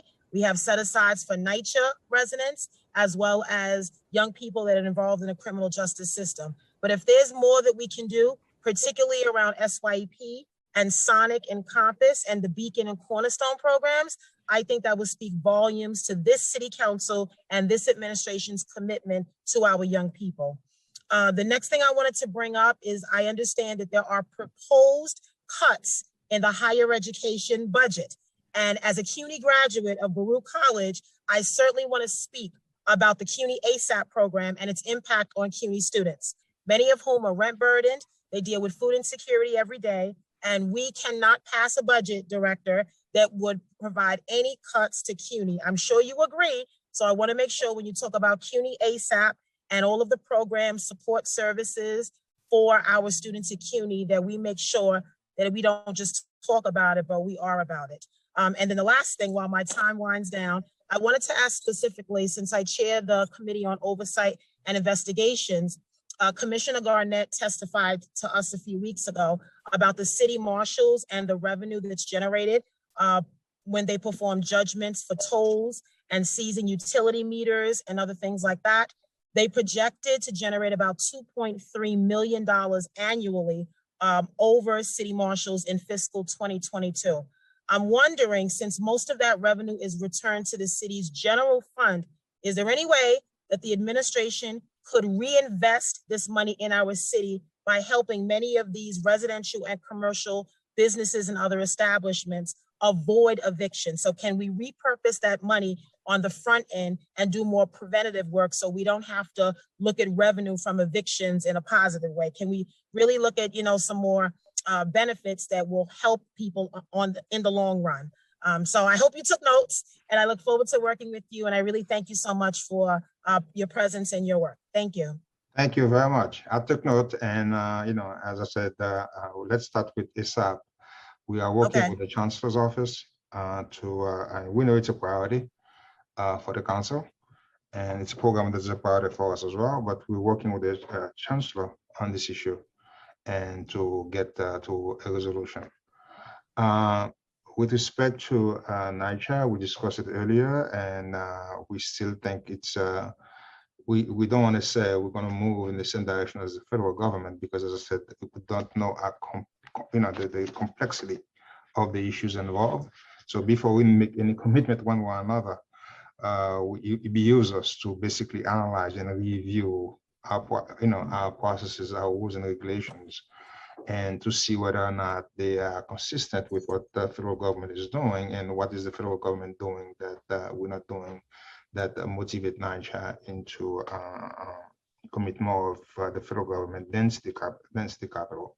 So again, this is something that we have to review and analyze. So many of them. What else?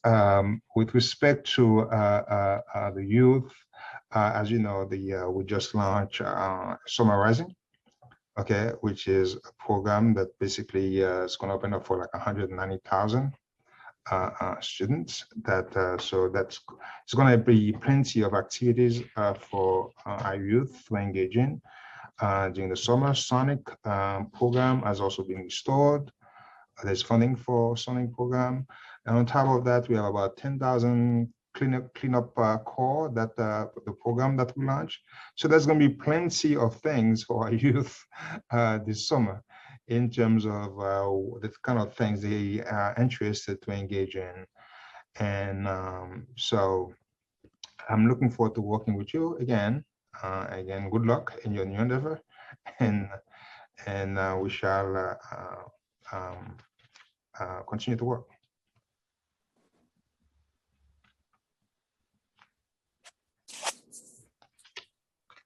Chair Drum, no other members have raised hands at this time. Okay, thank you. I have a few round two questions. Director, during the NYPD's executive budget hearing, the NYPD repeatedly deferred questions on school safety transfer to DOE to OMB. As I mentioned during that hearing, this is another component of last year's budget agreement that has yet to materialize. When will the transfer of school safety agents from NYPD to DOE be reflected in the plan? And can you please repledge the administration's commitment to making the transfer? Yes, we continue to work on it. As you know, it's a lot of logistical, a lot of things involved to get this done. Okay, but we continue to work on it and making sure that the transfer, because I believe we have 2 years to get it done. And right now, I believe all the stakeholders have met to discuss all the large logistics and some of the challenges.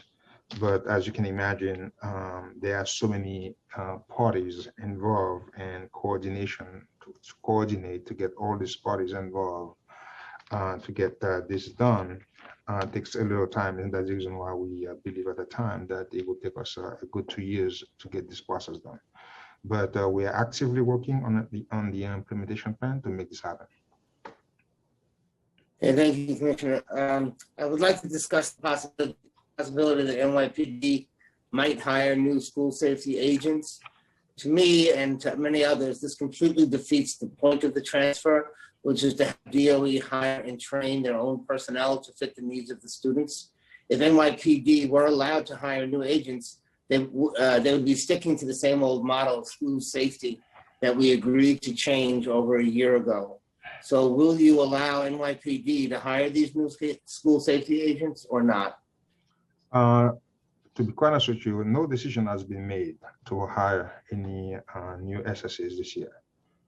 Okay, so they have some vacancies issues, but the administration has not made any decision one way or another.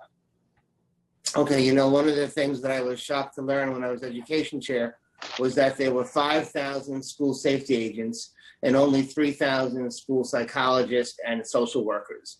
And so that speaks very loudly to what the priorities are, not necessarily of this administration, but certainly of previous administrations, where we see policing of students be more important than actually providing services through guidance counselors and social workers. So certainly I hope that we don't see that happen during this budget cycle. As you know, we added social workers to every single school in the city. So because again, as I said, we understand the importance of the mental challenges the children are dealing with in school, and we're trying to address them as much as we can by adding social workers to the budget. But again, as I said, we have not made any decision one way or another in terms of SSAs to add any headcount to SSAs. So Commissioner, it's our hope that we'll see that transfer happen before this administration leaves office. Do you see that happening before then? I cannot tell for sure, but we're working as hard as we can. We're pushing as hard as we can to try to get this done. Okay, thank you, Commissioner. Thank you. In the council's budget response this year, we called on the administration to focus on increasing efficiencies, to do a mandatory PEG for every city agency with savings targets between 3% and 5%, reassessing baseline spending to eliminate duplicative programs, revise spending estimates, and establish spending controls helps us to reduce out-year gaps. Despite our push, the administration has proposed a fairly anemic savings program. Why don't we see a PEG program to continue to find efficiencies, particularly when you're doing so much new spending? As you can see in the budget, we are very much focused on controlling spending. If you look at the plan, our city-funded expenses declined by 1.2% in FY21, and they also declined by 0.4% in FY22. As I said in my testimony, we achieved $3.9 billion in savings since June. That is net of the restoration following the stimulus. So while a large portion of that saving is debt service, a lot of it is coming from efficiency gains. And they are not as flashy or large sums of money, but a lot of small changes, they add up over time. As we're always looking for savings and exploring new ways to deliver services more efficiently, the challenge that we are in an unprecedented time in the city's history. The federal government provided direct aid to state and localities, basically to make up for revenue loss and to avoid layoffs and service cuts. So it's hard. We simply cannot, on the one hand, accept the aid from the federal government, okay, and at the same time engage in service reductions in PEGs, which is a rough tools, basically because stimulus, the stimulus basically must be used to maximize its impact, okay? So if you look at our budget, the only areas of our budget that is growing is basically expenses that are tied to federal grants, okay, or the stimulus. So again, as I said, we're doing our best in terms of service reductions, okay? cut as much as we can. We're always looking for efficiency gains to basically reduce our expenses. But in this environment where the federal government is saying to us, hey, rather than you cutting services or lay off employees, okay, we're going to provide you the resources so that you don't do these things. So we cannot take the money from the federal government at the same time engage in major service reductions or layoffs. So that's the challenge. But constantly we look for ways to minimize expenses. In this budget alone, we have about over $600 million in savings. So that's always the goal that we have in mind. But as I said, it's the issue that we have of receiving federal aid and at the same time engaging in service reductions or layoffs. Okay, thank you, Director. Over the course of the last year, and especially during the peak of COVID-19, the number of New Yorkers using city parks increased dramatically. At the same time, budget cuts left parks understaffed. The immediate consequence of this combination was a decrease in cleanliness and sanitary conditions of public open green spaces throughout the city. To address this problem, the council in our preliminary budget response called on the administration to add roughly $38.9 million to the parks budget to ensure proper management and maintenance of our parks. So why was this request not included in the executive budget? Well, put it to you, all parks reductions related to cleaning have been restored for fiscal year 22. In addition, I forget, we also have the citywide cleanup corps, of which 2,500 positions are dedicated to parks. So we also have authorized the full seasonal hiring schedule for the Parks Department this summer. So between the seasonal hiring and the 2,500 CCC people, we believe that we'll have far more workers than we ever had before, okay, to address any cleaning issues that you have in the parks. Last year, the council successfully negotiated $10 million for 150 maintenance workers in the adopted budget. And this year's budget response request asks for this funding to be added again this year. Given the decreased park maintenance and sanitary conditions and the increased number of 311 complaints, why wasn't this funding specifically included in the executive plan and baseline? We have to push for that every single year. Yeah, I know. Again, as I said, and I understand. This is, again, as I said, this is something that we're part of negotiation with the council during the adopted budget. But again, as I said, we value New York City parks greatly and understand and know their importance to the city's landscape. We are working with the Parks Department to evaluate the requests on a case-by-case basis. But again, as I said, all park reductions that are related to cleaning have been restored for fiscal year 22. And if there is something that is very important to the council, we're looking forward to working with the council during the adoption process to see what can be done. Okay, so we look forward to working with you on that also, but let me just say that the city cleanup corps, which you mentioned, is only for fiscal 22. However, obviously our need for well-maintained parks is permanent.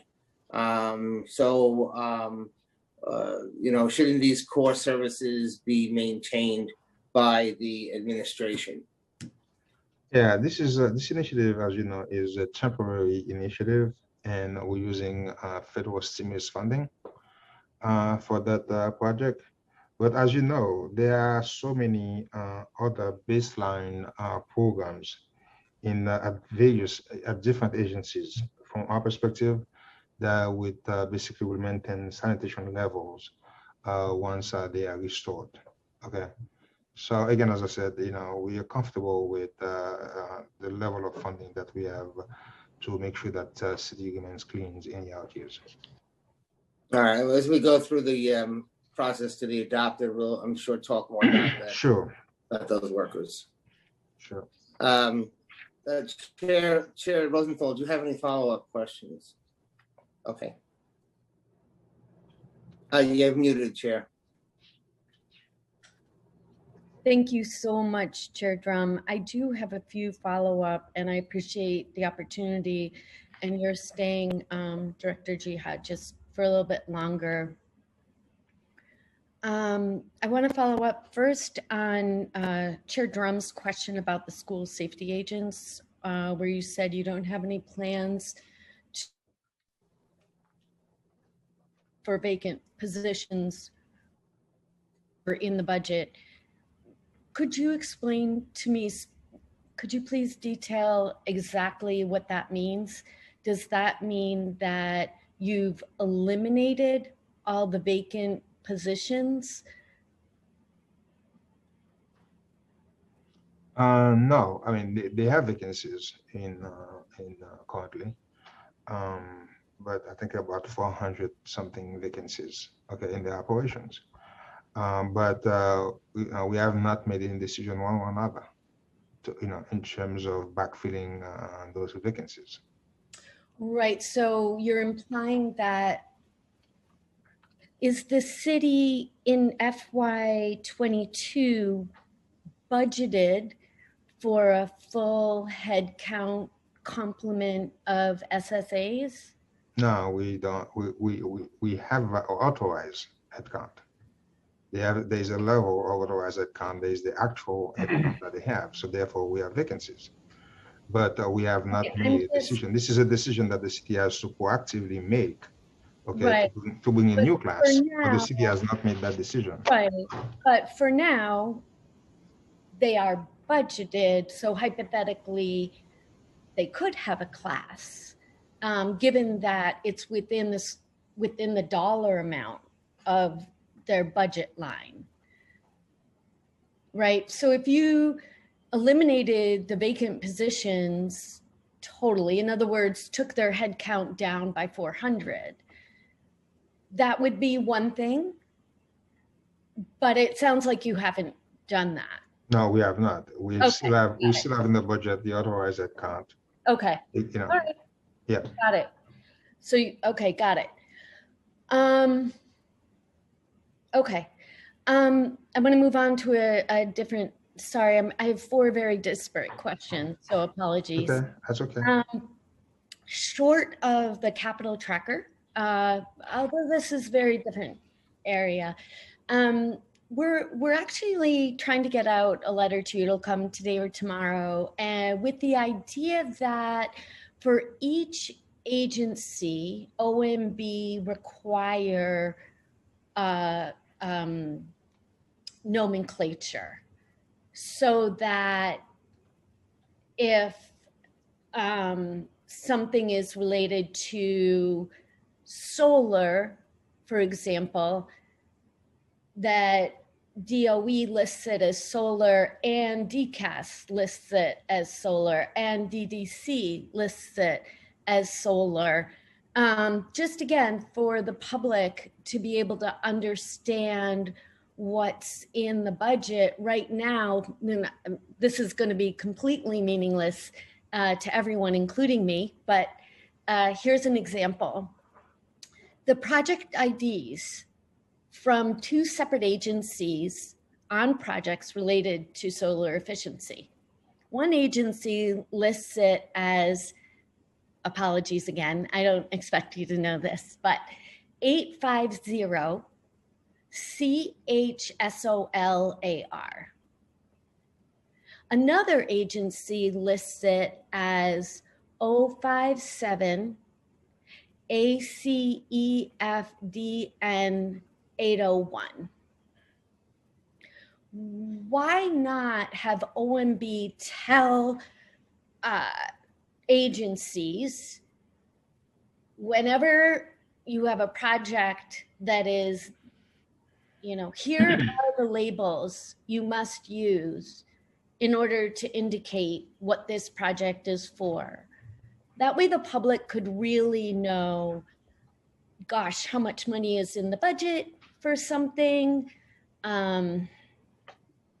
If we say, oh, we're spending 12 million on solar, and the public wanted to understand in what agencies do those lie, we could actually do an analysis of that. Does that make sense?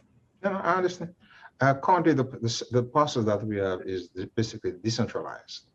Where yes, it is. That's right. Where each agency define, come That's up right. And Okay, I'm asking to centralize. so again, as I said, this is one of those things that, this is one of the suggestions that we will take into account, okay, as we look into this process, okay, to see how best we could bring light to our budget documents, so that the public could understand exactly. I understand exactly Yeah. what you're trying to Yeah, trying great. to say. I mean, the capital tracker was legislated. Mhm.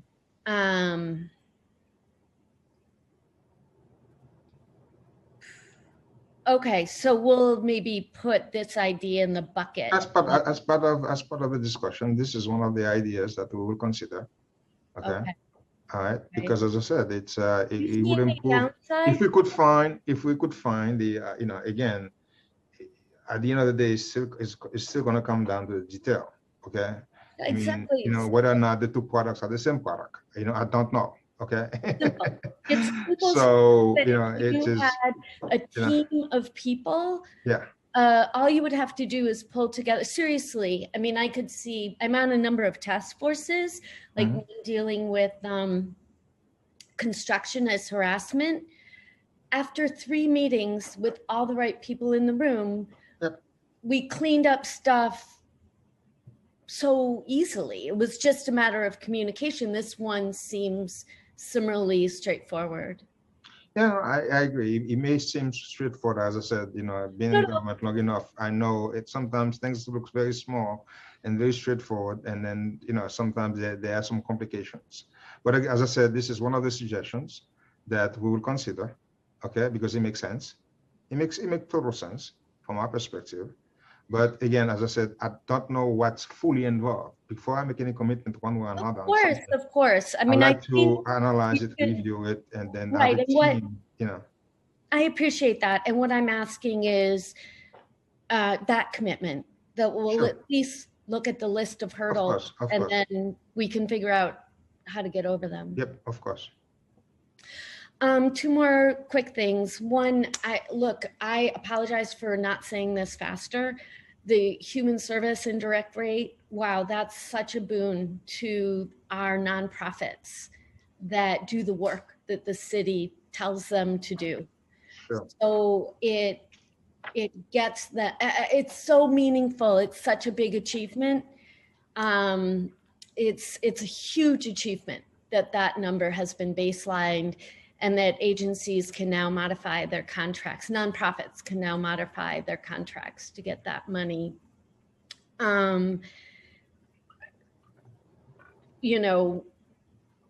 Really, this administration did right by the nonprofits in a way that no other administration ever did.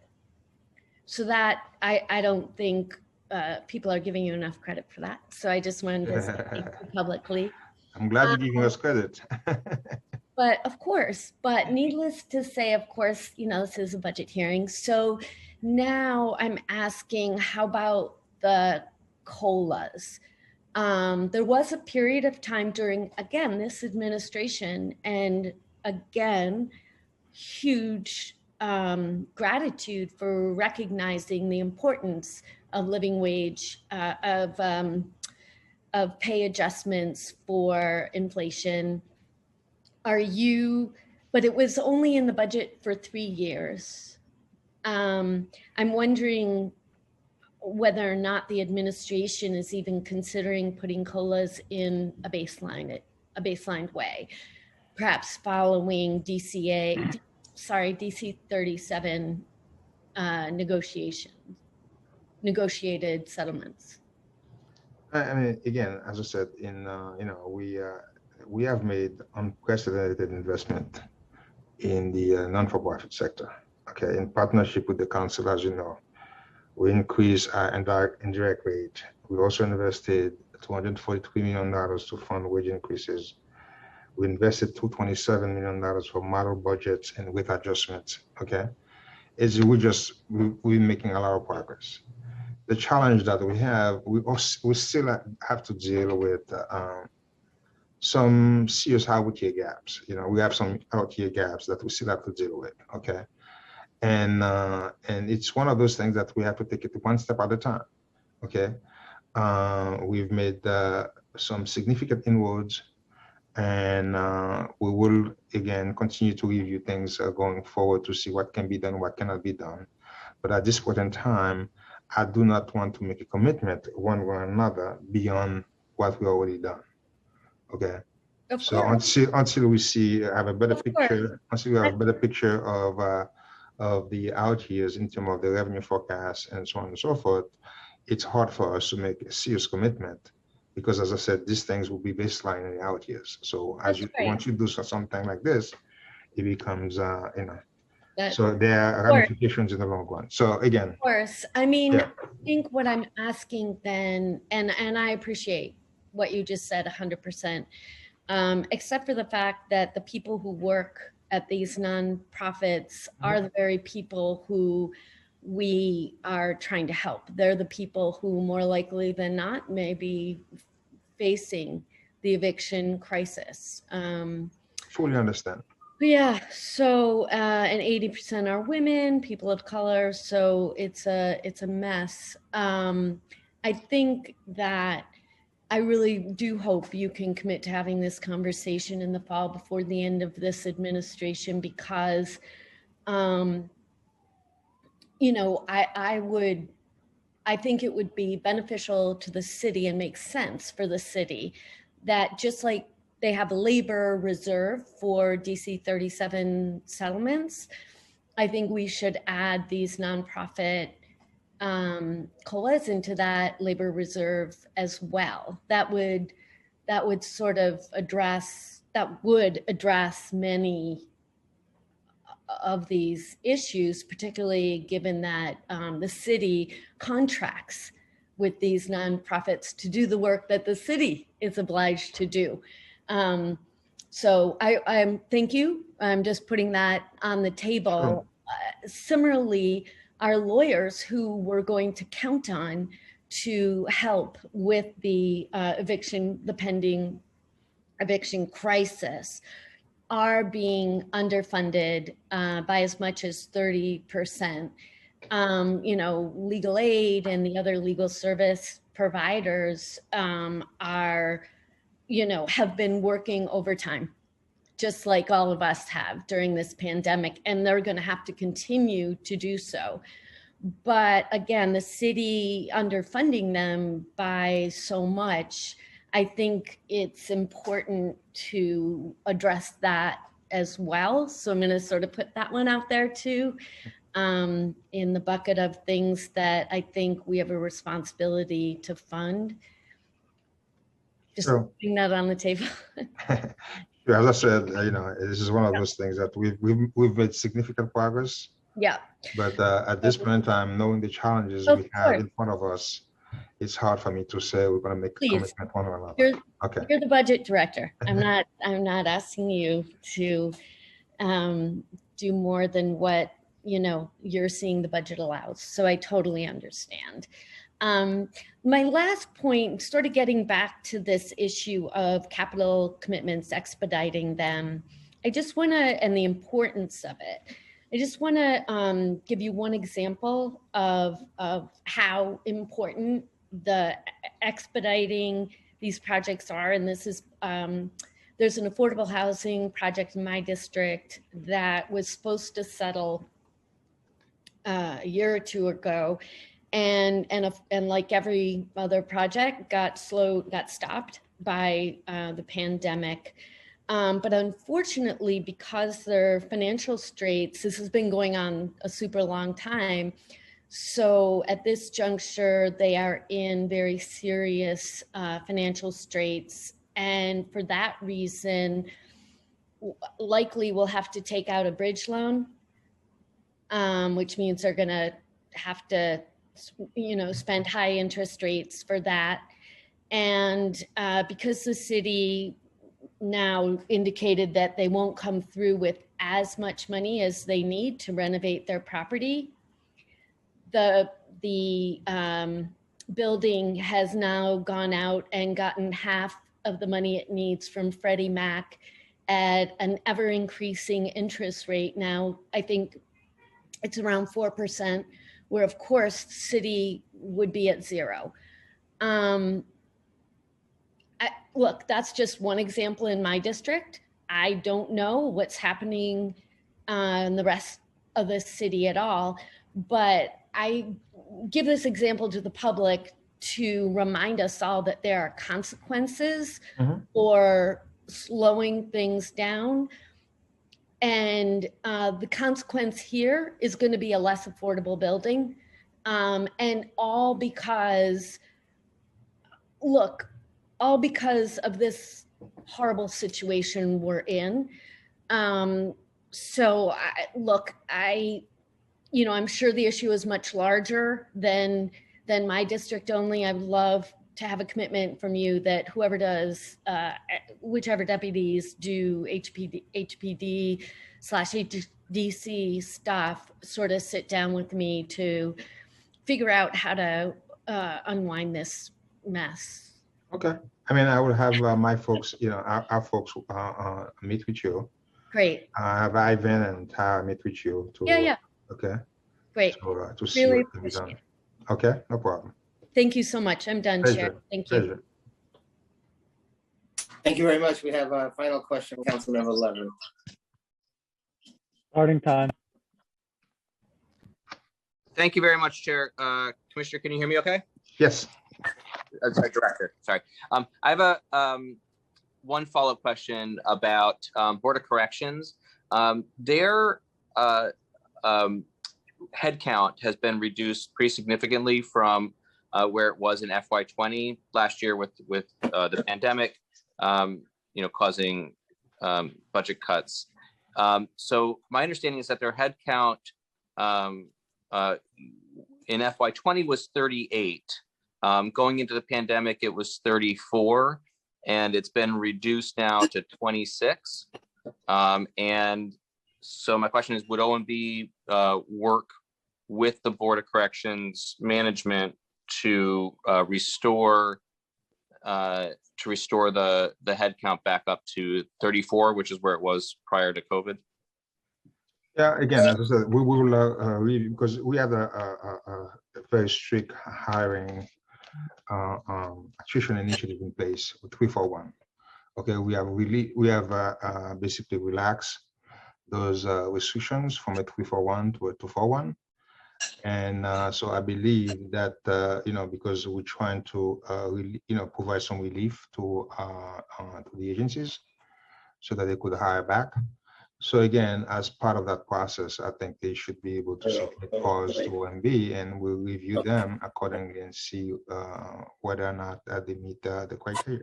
And if they do, if they have the space to accommodate in terms of the headcount, we would provide them, would approve whatever powers they provide us. But again, we would just relax the 341 to a 241, and that should provide them some relief. Okay. I mean, because it's such a small agency, that reduction of 8 heads is, I understand. a quarter of the agency. As you can imagine, the city went through a major crisis at the time, and so we spare no one. We had to make sure we watch every single dollar that and so therefore that's the only reason we could have reduced our headcount down, brought down our headcount, is because of the measures that we put in place. They were tough, but we had no choice at the time. But we are relaxing, as the economy improves, as city financial conditions improve, we are relaxing those rules, and as I say, over time, they probably be able to get back on track. Okay, no, I appreciate it. Because Board of Corrections obviously serves a vital function in the city of oversight, and just proportionally, that cut is pretty massive in terms of just the size related to the entire agency. Okay, thank you very much. Thank you. Director. Thank you. Okay, bye-bye. Bye-bye. Thank you very much, and because you've been so kind to us, Commissioner, Director. I'm sorry, I keep saying that because I've known you for so long as the Finance Commissioner, but we're going to let you go a little early. But I just want to say here to Steve's request with the BOC as well. We thank you for coming in, for being so transparent, and for your leadership over this period of COVID. And we're most grateful to you and your whole team Ken Gardner and everybody else there. We look forward to working toward adoption with you and having a great budget for New York City this year. Thank you very Commissioner. much. Thank you, Director. Thank you very much. No problem. Looking Okay, forward to working and I with will you be during speaking- adoption. Okay. And we'll be speaking with you soon. All right. All right. All right. This will conclude this portion of today's hearing. Thank you to OMB for being here. We will move on to the controller at about 1 o'clock. So we'll take a break, a lunch break until 1 o'clock, and then we will follow up with the commissioner. Everybody should just stay on this Zoom until that time if they want to, hear from the controller. Be back on Zoom at 1 p.m. Thank you very much, everyone, and thank you again, OMB. Bye-bye now.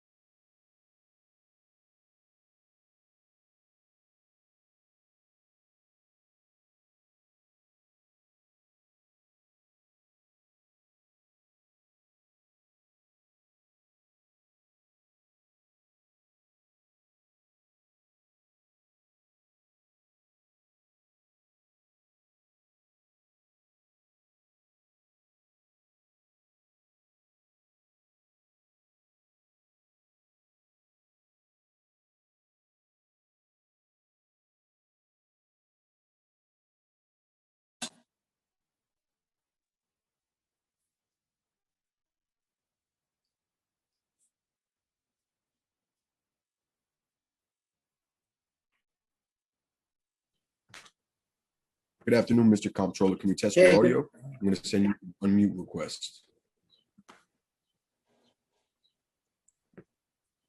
Hi, how are you? Doing well. Picking you up loud and clear. Thank you. You'll let me know when I start? Yes, just about to start, Mr. Controller. Thank you, sir.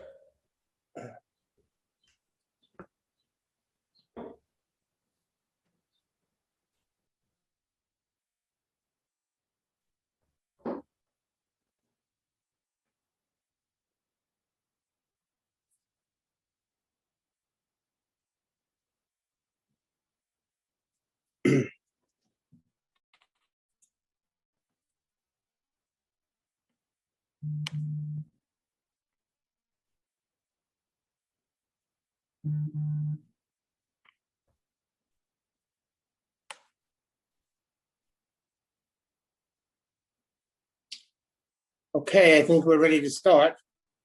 Good afternoon and welcome to the City Council's 9th day of hearings on the Mayor's executive budget for fiscal '22. My name is Daniel Drum and I chair the Finance Committee. We just heard from the Office of Management and Budget, and we will now hear from the New York City Controller.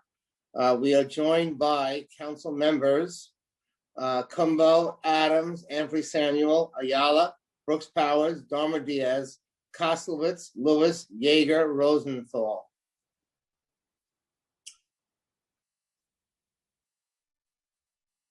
In the interest of time, I will forego an opening statement, but before we hear from New York City Controller Scott Stringer and his Deputy Controller for Budget, Preston Nieblack, I'm going to turn it over to our committee counsel to go over some procedural items and to swear in the witnesses. Thanks, Chair Drum. My name is Rebecca Chasin, and I am counsel to the New York City Council's Committee on Finance. Before we begin, I want to remind everyone that you will be on mute until you are recognized to speak, at which time you will be unmuted by the Zoom host. If you mute yourself after you have been unmuted, you will need to be unmuted again by the host. Please be aware that there can be a delay in this process, so we appreciate your patience. I will now administer the affirmation to the witnesses from the Comptroller's Office. Do you affirm that your testimony will be truthful to the best of your knowledge, information, and belief, Comptroller Stringer? Yes. And Deputy Controller Niblack? Yes. Thank you. Mr. Comptroller, you may begin when ready. Thank you very much, and thank you, Chair Drum and members of the council who are joining us today. I want to thank you once again for the opportunity to discuss the city's fiscal year 2022 executive budget. And I'm also here, as you know, with Preston Nieblack, who's our Deputy Controller for Budget, and will be available to you as well. This year's budget, I believe, can lay the foundation for our immediate and longer-term recovery if we get it right. And I'd like to start by just looking at the overall economy as we head towards Memorial Day and the beginning of summer. It does really feel like we've turned the corner on COVID. 275 million Americans have received at least one vaccine dose, and we're poised for a full recovery and a full reopening. But we aren't out of the woods yet. The numbers for April for the US were disappointing. We're still 8.5 million jobs below the pre-pandemic level. The official US unemployment rate actually inched up from 6% to 6.1%. And here in New York, we are also still struggling with a slow recovery. Although we continue to gain jobs, the unemployment rate remains high, especially for people of color. The number of SNAP and cash assistance recipients is on the rise again, indicating that families continue to face economic insecurity. And small businesses, well, their revenues remain depressed. The slow recovery continues to affect our revenues as well. But thankfully, President Biden's American Rescue Plan provides a much needed shot in the arm for our economy and for our city budget. So let me now turn to the mayor's executive budget. The budget has gone up significantly since the preliminary budget in January. The modified budget for this fiscal year, 2021, is $100.7 billion. That's $5.6 billion more than in January. And the budget the mayor has proposed for next year is $98.6 billion, and that's up $6.2 billion. After that, spending is projected to rise again, or at least start rising again. My office believes that we will see additional tax revenues this year and next above what the mayor's office projects. But that will still leave budget gaps that remain close to $4 billion a year through the end of the financial plan in fiscal 2025. The spending increases this year and next are fueled by an additional $15.7 billion in federal COVID-related aid in the budget. That includes $1.4 billion in increased reimbursements from FEMA for COVID disaster-related expenses and additional funds from the CARES Act. We're receiving nearly $7 billion in federal funds to be used for education purposes, passed through to us by the state budget. And the city stands to receive $5.9 billion from the president's stimulus bill that we'll be able to use it for a wide range of purposes. And just this week, in fact, we received the first installment, $2 billion in direct American Rescue Plan aid to the city. The most important question we can ask about this budget is, how are we using these federal funds? This is an unprecedented amount of money to address an unprecedented crisis. The budget as it was presented was far from transparent, but I've taken the time with our staff to go through and analyze almost all of the $15.7 billion. And for the purposes of reporting to you today, I'm going to identify 5 broad purposes that $15.7 billion will be used for.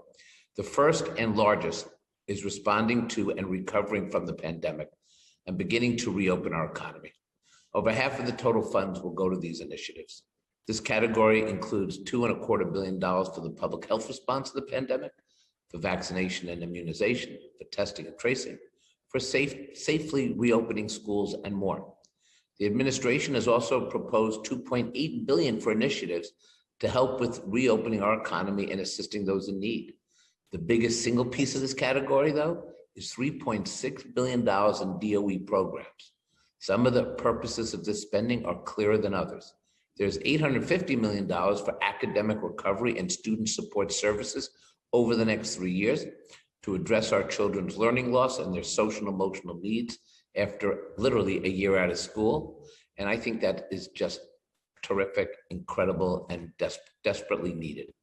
But we also have to look at there's $1.4 billion for something labeled operational support and $840 million for quote unquote programmatic and instructional support. The administration needs to tell you in more detail how these funds will be used for these broad categories in DOE, and I recommend you ask those questions. The mayor has also proposed using $866 million in stimulus funds to restore previously proposed budget cuts, primarily in the Department of Education, and I think that's great. Also to restore the street basket collections that were cut last year by the Department of Sanitation. I think that's great as well. The mayor is also using stimulus funds to defer savings he sought from the city's labor unions this year and next, and to replace city funds for general budget purposes. One of the major uses of stimulus funds that we can all agree will be critical is the programming and expansion of existing programs. And the biggest initiative here is the expansion of Universal 3K, a goal I know we all support. There are other new expanded programs in the budget that would fund using stimulus dollars, such as expanding and improving services for seniors, providing adequate overhead reimbursement for our nonprofit social service contractors, and providing access to counsel and housing court. Once again, these are all important initiatives that I fully support, and I believe we must make sure that we have a plan for how we're going to pay for them permanently. Because, you know, that's the problem with using stimulus funds for new programs. How do you pay for them when the stimulus funds run out? And I ask you to consider that during your budget deliberations. So how should we be using our stimulus funds? Well, in the short term, I believe the priority must be the businesses across the city that have been hardest hit by the shutdown. Recently, my office released our second survey of the experience of MWBEs during the pandemic. We found that half of MWBEs had to be laid off or furlough employees during the pandemic, and that nearly a third expect they won't be able to pay rent in the next 3 months. Businesses need our help. Despite all the stimulus funds available to provide budget relief and to make up for the revenues we've lost as a result of the economic shutdown, the mayor's plan does little to reduce the gaps we're facing in the future. And we're still not asking our agencies to look closely at their budgets for savings to see how they could provide their services as efficiently as possible. If every agency worked as hard as OMB did with our public finance team to find savings from refinancing our city bonds, well, those out-year gaps would probably be a lot lower than they are. And we could be using those savings to rebuild our reserves, to create a budget cushion for the future. As things stand, we've done very little in this financial plan to bring our reserves back to the level I've long recommended, which should be 12% of funds, of city fund spending. In fact, our budget cushion has fallen to under 8% with no plan to increase it. We must have an ongoing savings plan to match our spending plan so that we can sustain the services New Yorkers want in the future. One thing, though, I want to talk to you about today, something that we should not do, is rush through unnecessary budget actions that will save us money now, but cost us money in the future. The city's actuary, working with the mayor, has proposed changes in the way we calculate how much we contribute each year to the city's pension systems for city worker retirement benefits. It's a complicated calculation. I want to explain how it works. First, the pension funds have a target rate of return, as many of you know, set in law, and it's currently at 7%. If returns fall short of that target, then we have to increase contributions to make up the difference. The actuary is seeking to lower that target rate of return. Now, that may sound good, but actually, if we assume we're going to make less on our investments, we then have to pay more to make up the difference. So that would cost taxpayers over $400 million a year when it's fully phased in. But in the 8 years I've been controller, our investments have exceeded that target return, earning 8.65% on average. So not only did we hit the 7% target, but we exceeded it, and we now earn 8.65%. Now, generally, any difference between the target return and the actual returns, that is money that's phased in over time. But in return for lowering the target rate of return, which, as I said, will increase pension contributions in future years, the actuary and the mayor are proposing that we speed up the phase-in, that we phase in the recent market returns. And that would lower how much we have to pay in the pension funds, with most of the savings coming this year and next. In effect, a deal has been made to provide the mayor with additional cash now and to push the costs off to later. Now, as I said, changing the assumed rate of return requires legislation in Albany and cannot be done unilaterally by the actuary. And the city, quite frankly, based on what I just told you about funds coming in, we don't need these savings right now. In fact, personal income tax revenues this year are likely to exceed the mayor's executive plan projection by over $1 billion. And for those of you who are historians like Danny Drum, we've been here before. 20 years ago, the city under Mayor Giuliani agreed to a market restart that recognized the growth of earnings in the pension funds and then lowered the city's contributions in the short term. But that left the funds in dire straits when the tech bubble burst the next year and the stock market tumbled. Because once you recognize all the gains, you've got no cushion left to absorb the losses. So I raise this with you because these are serious steps that deserve to be done by consensus between all the parties, including the Pension Board of Trustees. So I would just say to all of you, let's slow down, give these major steps the thoughtful consideration they're due, rather than to jam them through during this budget cycle. And finally, I just want to say we need to make investments to build a strong foundation for the new economy. We've seen how slowly jobs are returning. The bad news is some of those old jobs are never coming back. But other sectors like tech and healthcare can't find enough workers to fill the jobs. So we need to train our workers now for the jobs of the future. And we should be using stimulus funds to make capital investments for the future. Capital investments are a smart use of one-time stimulus funds. We can use that stimulus cash to make investments that will pay dividends down the road and save money in the future. The American Rescue Plan explicitly mentions 2 areas of capital spending that funds can be used for. First is broadband access and water and sewage systems. We all know a lot about broadband access. It's an urgent need. Too many of our children lack internet access in public housing and homeless shelters around the city. We should never put our children in that situation again. Also, we have to do the work that doesn't make the newspapers all the time, but we have to modernize our water and sewer systems. And this is a way we can do that, especially water and sewer system, which is already facing challenges of climate change. In concluding, let me just say that we are at a defining moment in our history. We need to use this moment to build for our future, to get our house in order, to invest in the new economy, and to correct the inequities exposed by the pandemic and lift New Yorkers who were underserved and overexposed. This should be our North Star. And I'm happy once again to be here with all of you. I want to thank Speaker Johnson for the courtesies he's given me over the years as I come before you. And now, if you have any questions, Preston and I will be happy to answer them. Thank you very much, Mr. Controller. And we do have a few questions.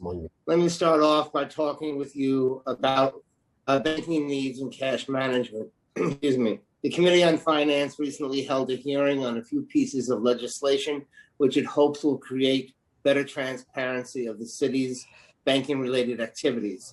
Given that the Controller's Office plays a significant role in monitoring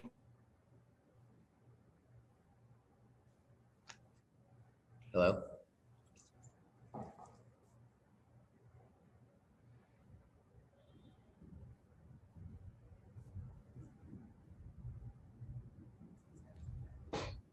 Danny, I think you froze. Yeah, please bear with us. We'll try to get the chair back. Okay. I'm here. Is our controller okay? Yes. I'm here. You broke Okay. up a little bit. Perhaps you could repeat the question. Sure. In your time as controller, have you identified any contractual inefficiencies in the city's depository and non-depository activities? And if so, what were they?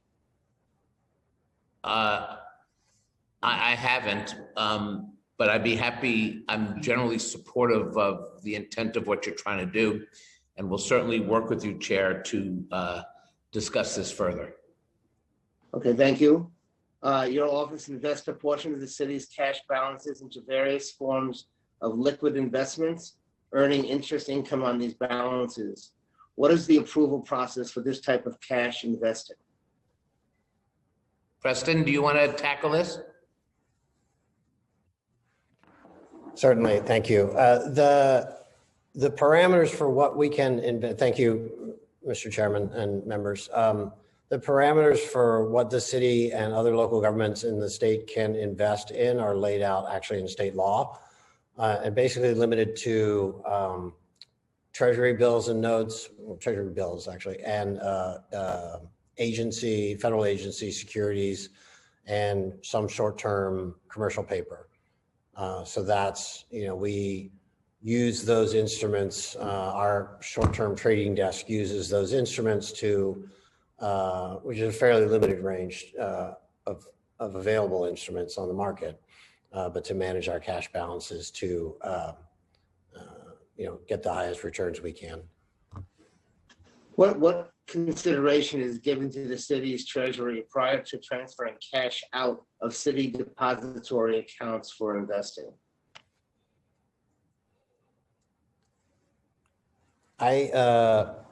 Basically, it's the set of banking relationships that we have that's established by the Banking Commission, which is, the mayor, the finance director, and the controller, or the finance commissioner rather, and the controller. It's not Latanya. Should be, but it's not.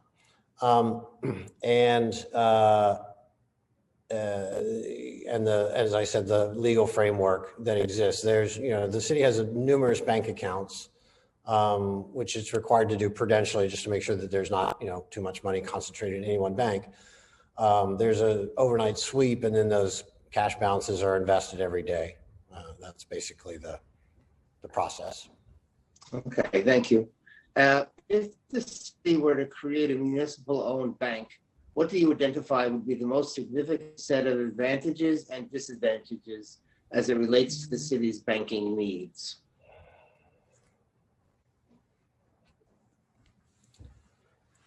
I think that our banking needs are currently met, obviously, by a set of commercial banks. In order to have the same set of kind of safeguards for our funds, a bank that was chartered by the city would have to meet all of those same standards, be overseen by the State Department of Financial Services and by the Control of the Currency, et cetera. So all of those safeguards would have to be put in place in order for us to use a bank that was chartered by the city. Obviously, there are a whole range of possible things that a city chartered bank could do, but it's limited by the sort of legally allowable. In general, I think that we've been supportive of the creation of public banking infrastructure to protect the city from, or to protect the New Yorkers from predatory financial services and to help redirect profits, from Wall Street to the city. But there are some, as I said, there are some practical constraints that would have to be addressed. Also, let me add, Mr. Chairman, if you'd like to have more in-depth conversations about this, apart from the current budget testimony, be happy to set up a meeting with our professional staff and you and anyone else in the council who's interested. You should know we're now back in our office, so we can certainly hold appropriate socially distant meetings. I'd be happy to work with you on this. Okay, thank you. And I'll take you up on that, Mr. Controller, as I try to get a grasp of all of the issues surrounding it. But thank you. Sure. Offer. As controller, you sit on the city's banking commission, which recommends to the council what interest rates should be charged on the late payments of property taxes and water charges, which the council then sets by resolution.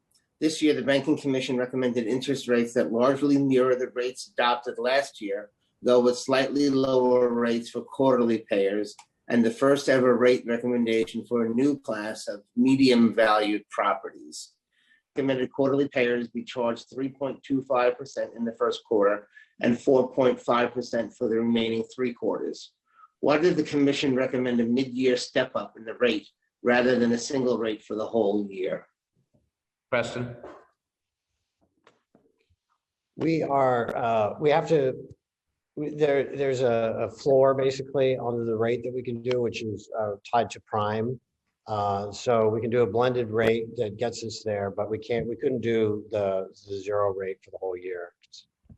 It's not legally in the charter. It sets a minimum, and that would have been below the minimum. What's the minimum? If we could, we would. It's tied to prime, I believe. Let me get back to you with the exact details of it, but that's the basic. That's why it was done that way last year, and did the same thing again this year. Okay, thank you. Why did the banking commission recommend leaving the 18% rate charged to larger properties unchanged? And can you provide the rationale for the interest rate on property taxes for these businesses to be 18%, while the interest rate for the late payment of business taxes is only 7.5%?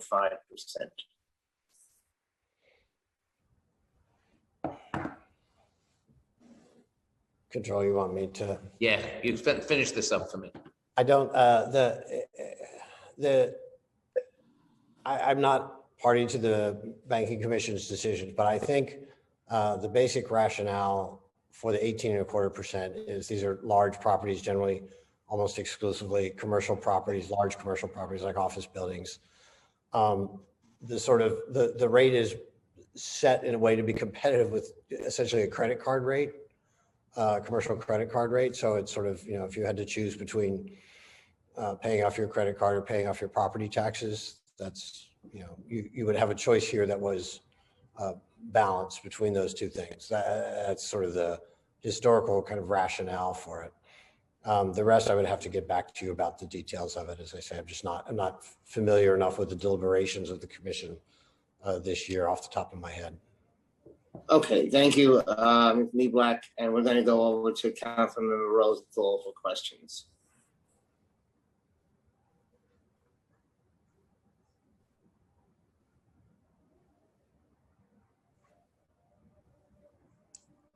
Are we okay? You're still muted. Good Okay. to see you, Controller Stringer. Thanks so much, Chair Drum. Just some really quick capital questions. So the Director Jiha and Commissioner Springer Torres talked about things they did to expedite the capital commitment process, trying to speed things up because of the, of course, pause during the pandemic. And they talked about some sort of rules they were allowed to set aside during this emergency time that they'll have to, you know, not follow when we go back to regular times. Also, the director talked about some things his office has done to expedite contract approval.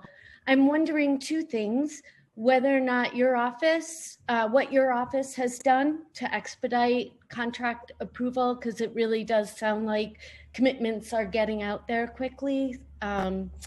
And secondly, whether or not you approve the state legislation that DDC is proposing. So what I can tell you is for FY21, the capital contract registrations to date is about $7 billion. And we have pending in the queue as of Friday, another 75 contracts for a total of 712 million. And we are expediting and moving the capital spending as the contract comes in. We review it, and to the extent that there are delays in contract registration, that is not us. The agency sends us contracts and we register with them within 30 days, unless, of course, there's concerns about the integrity of the procurement process. All the delays so far were due to the administration's suspension of most of the capital program for the better part of the, the past year.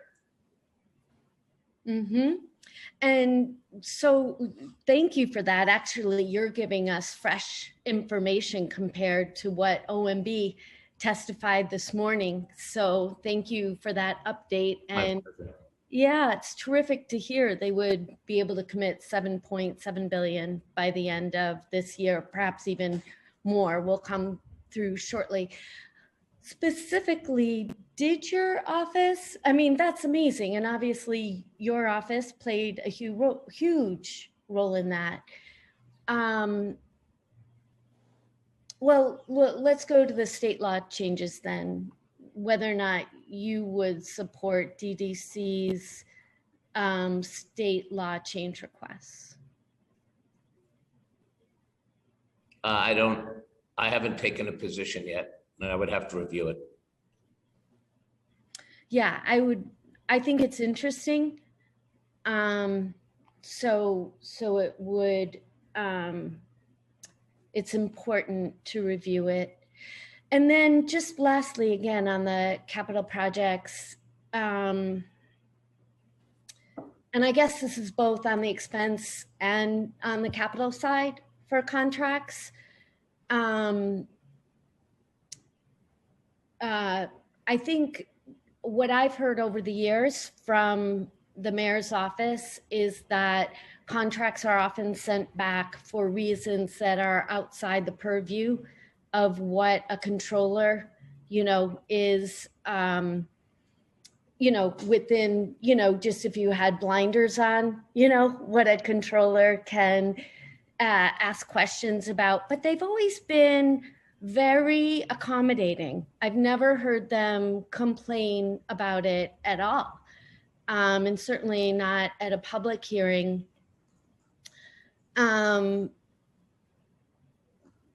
Which is great. And I know you're, really laser focused on making sure the contracts that are registered are wholly vetted. But what do you think about that as a practice going forward? Do you think controllers, perhaps we should, change a law, change a charter to give city controllers a wider berth for questions to to ask about contracts before they're registered? Well, I don't know what you heard. I can tell you what we do. When we review a contract, we look to make sure that we prevent double billing. We have to ensure the completion of the contract. We have to make sure that the scoring is fair. And then we have to make sure that there's no fraud or any intent of fraud. Yeah. As you are aware of the investigations and agents of the city in this administration. Yeah. What our job was to make sure that we could head that off.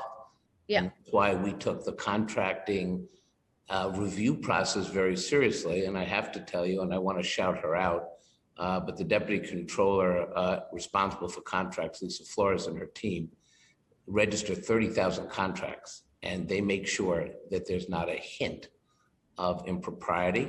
And it's not even impropriety almost, but it's also making sure that the contract, complies with the rules and the laws. And that is the job of the controller's office. And I would be surprised if any agency would be happy with our review process. I wouldn't be, but it's the job that we have to do. And I think we've done it very well. I always love shout outs, so that was awesome. I'll tell Lisa you said so. Yeah, whatever. And then just specifically though, how did the Bronx Parent Housing Network contracts then slip through, given all the red flags there were about them?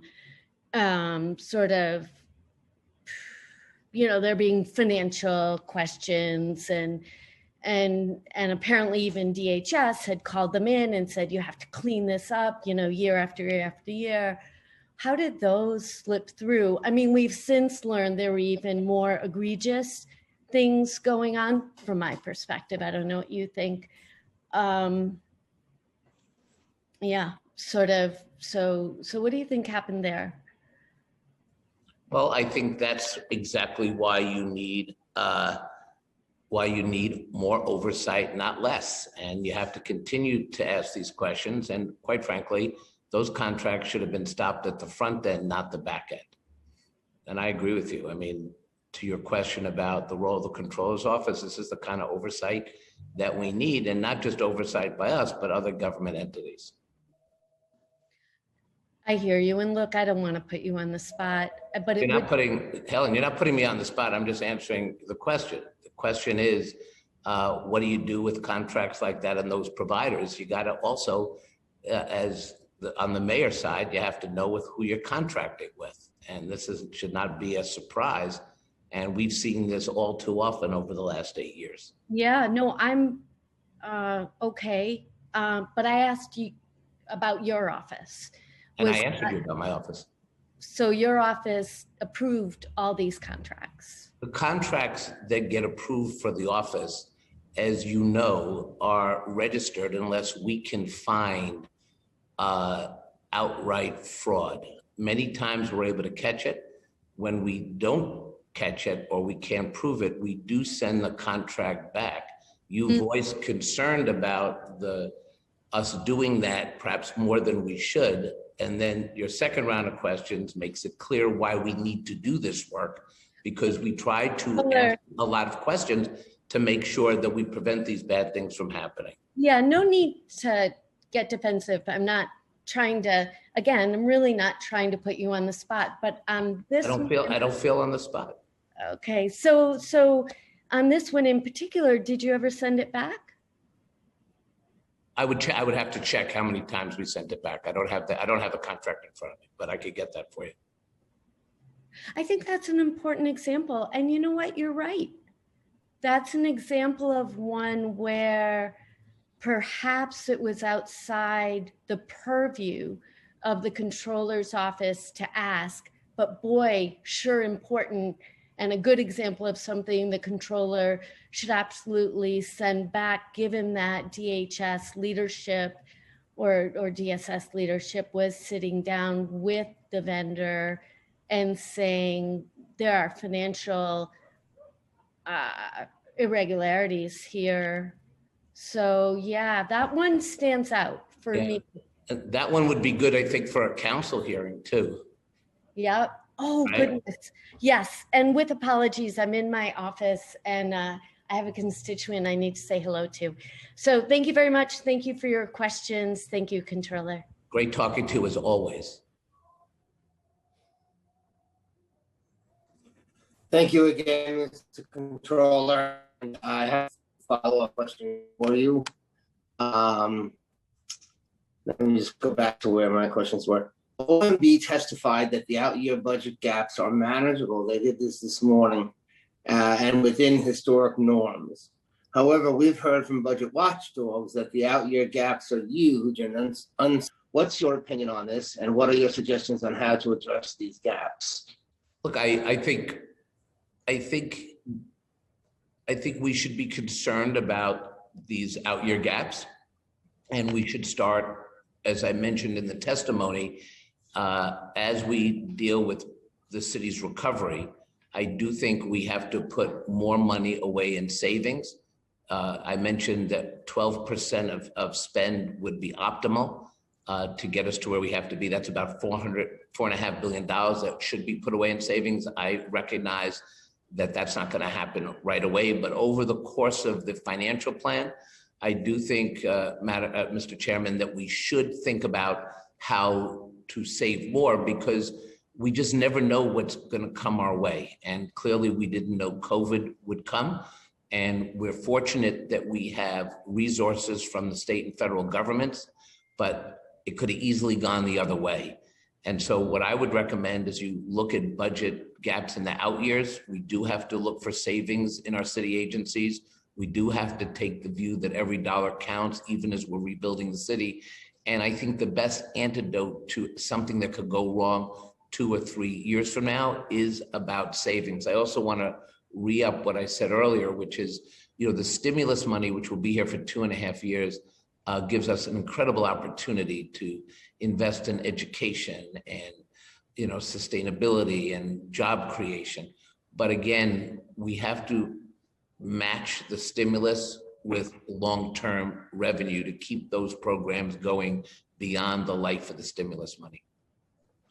Thank you. And I've heard you mention that 12% before. I think the best that we ever did was get maybe close to 10 or about $9 billion, if I'm not mistaken. Well, I do want to say, and I'll give them credit, in the Bloomberg administration, at one point we were at 18%. Wow. So we just have, I think collectively, perhaps this is a good time to start doing this work, because I know you feel strongly about it as well. Yeah, definitely. And so does the speaker about putting more money into savings. Absolutely. Absolutely. This morning also at the hearing, the OMB director answered some questions about federal money and saying that they couldn't really do a stronger savings plan because we're getting so much money from the federal government and we can't take them with one hand and cut with the other hand. In other words, he couldn't do savings because he's making the argument that we need stimulus funding. What's your opinion on that? It's ridiculous.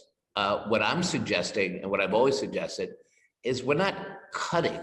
What we're doing is finding efficiencies so that we can redirect the money to the programs that would do the most good for our children, for our seniors. I sort of take the view that it is good that we have the stimulus money, but you also have to start thinking about where we're going to be 3 years from now. And in order for us to stay out of trouble and to remain fiscally viable, when I say look at agency efficiencies, we're not going to cut a program, but we're going to look at ways to reduce frivolous costs, manage outside consultants and contracts better, because that is going to pay dividends literally, not today and not when I'm controller or not this council, but it's going to pay dividends 3-4 years from now. Yeah, thank you. I really agree with you on that, and look forward to continuing to work with you. I think we're going to wrap it up here, Mr. Controller. We're a little bit early, but nevertheless, I want to thank you for your time coming in and for giving us some straightforward and transparent answers to our questions. And I thank you. I just want to say also, this is my last executive budget, and I've appreciated working with you on so many different occasions, and particularly as the finance chair, have enjoyed our hearings with you as well. So thank you very much, Mr. Controller. If I could, Chair Drum, I also want to say thank you very much. I've enjoyed serving as controller. This is my last budget presentation as controller. And I want to just say you have always treated our office with great respect. I've enjoyed the back and forth over the years. And I just want to say thank you. I think your leadership of the finance of the city will prove very critical as generations look back on this time period and, sort of analyze what we did and didn't do. But I think you will be well regarded as the chair of the Finance Committee. My feeling as well about your work also as the controller. Thank you very much, Mr. Controller. Thanks, guys. Thank you, everybody. We will now take a break until about 2 p.m. I guess when we'll have IBO come in. Am I right on that, Council? Yes, Chair. Okay, so 2 p.m. we'll start with IBO. Thank you.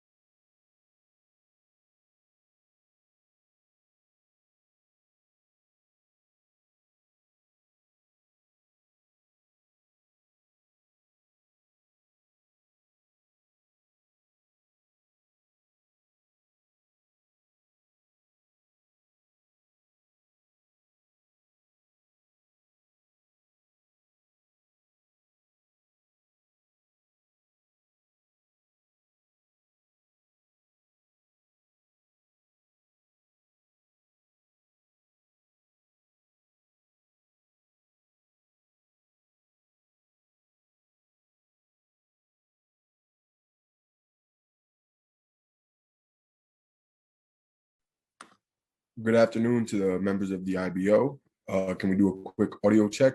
I will be sending you an unmute request.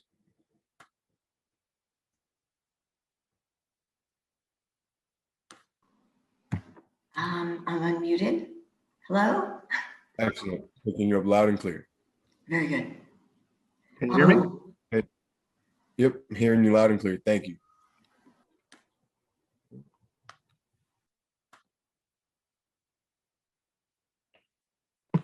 And do you hear me?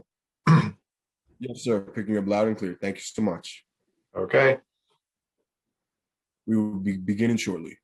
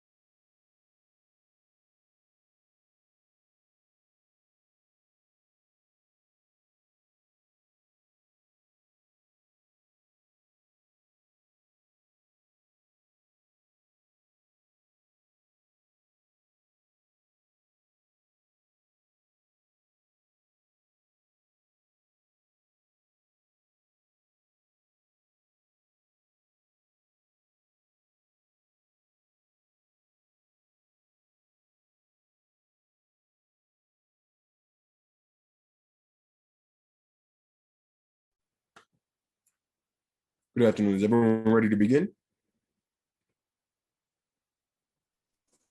Yes. Okay, Mr. Chair. Okay. Thank you very much. Good afternoon and welcome to the City Council's 9th day of hearings on the Mayor's Executive Budget for fiscal 2022.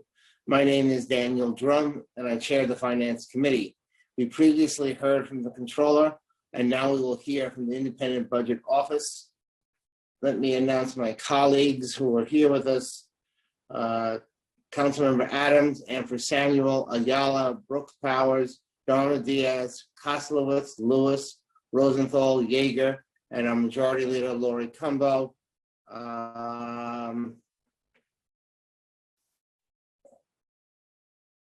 In the interest of time, I will forego an opening statement before we hear from the IBO Director, Ronnie Lowenstein, the Deputy Director, George Sweet, and the Director for Budget Review, Jonathan Rosenberg. I'm going to turn it over to Council in a minute for some procedural items and to swear in the witnesses. I may have to leave and I apologize to you, but I need to have emergency dental treatment done. I broke the cap and it's scraped me the tongue and it's got a very sharp pointy end. So I apologize to you if I do have to leave early. But you'll be in the good hands of Councilmember Helen Rosenthal. So I'm going to now turn it over to our our counsel, who will go through the procedural items and I guess swear you in as well. Thank you, Chair. My name is Stephanie Ruiz, and I am counsel to the New York City's Council's Committee on Finance. Before we begin, I want to remind everyone that you will be on mute until you are recognized to speak, at which time you'll be unmuted by the Zoom host. If you mute yourself after you've been unmuted, you'll need to be unmuted again by the host. Please be aware that there could be a delay in this process, and we appreciate your patience. I will now administer the affirmation to the witnesses. Do you affirm that your testimony will be truthful to the best of your knowledge, information, and belief? Ms. Lowenstein? I do. Mr. Sweeting? I do. Mr. Rosenberg? I do. Thank you. Director Lowenstein, you may begin when ready. Okay. Good afternoon, and thank you for the opportunity to testify today. I'm especially pleased to be able to testify because I can say that the city's economic and fiscal outlook is genuinely better than it looked back in March when we testified last. That improved outlook is largely attributable to a combination of things, but certainly the federal stimulus funds we've received and vaccination rates of upwards of 40% that have allowed the city's economy to once again begin to open. Looking first at the local economic situation, a year ago, we lost 615,000 jobs on a fourth quarter to fourth quarter basis, which were certainly the steepest losses recorded for the city since the losses began being recorded. But now we expect the city to pick up 264,000 jobs during the current calendar year and nearly 200,000 jobs more next calendar year. Although those gains are very strong, they take us only about 3/4 of the way back to where we started before the pandemic. Moreover, we don't expect the city to recover the same number of jobs it lost in 2020 until sometime in 2024. I should also note that the city's recovery has been considerably slower than that of the US, which has really rebounded strongly. I think one big reason it's taking us longer to bounce back is our very heavy reliance on travel and tourism. Industries such as accommodations, food services, arts, entertainment, are all sectors that were hit very hard by the pandemic and are just slowly starting to reopen. I guess restaurants more quickly than others, but certainly the arts and entertainment are slow coming back. While our economic forecast is more pessimistic than OMB's, our revenue forecast is actually more optimistic than OMB is, and it's stronger for each year of the financial plan period. We're anticipating between $1.2 billion and $1.4 billion more a year in tax revenue each year than OMB. That's mainly attributable to our forecast for the real property tax and for the personal income taxes. Conversely, we're expecting less in business taxes than OMB does. Just adding a note about the council, for this year and next, we're actually more optimistic in terms of tax revenues than council finance, although the situation reverses for the out years of the forecast period when we are slightly more pessimistic than the council. But overall, we're expecting more tax revenue, a lot more tax revenue than we forecast in February, which is a reflection of the city's continuing and improving economic outlook. Although the additional tax revenues are helpful, it's really the nearly $13 billion in new federal stimulus that has had the biggest impact on our fiscal outlook. Through 2025, we're anticipating $730 million will be used to restore programs cut back due to the pandemic, $1.7 billion in total to expand existing programs that will help aid the city's recovery, $1.3 billion to forestall municipal layoffs this year and next, and $1.8 billion to replenish budget reserves. We estimate, however, that $4.2 billion, which is about a third of the newly recognized federal funds, have been allocated to fund ongoing initiatives for each year of the financial plan period. So we're using monies that are limited in duration and for many of them, those revenues, applying them to things that go on well past the financial plan period.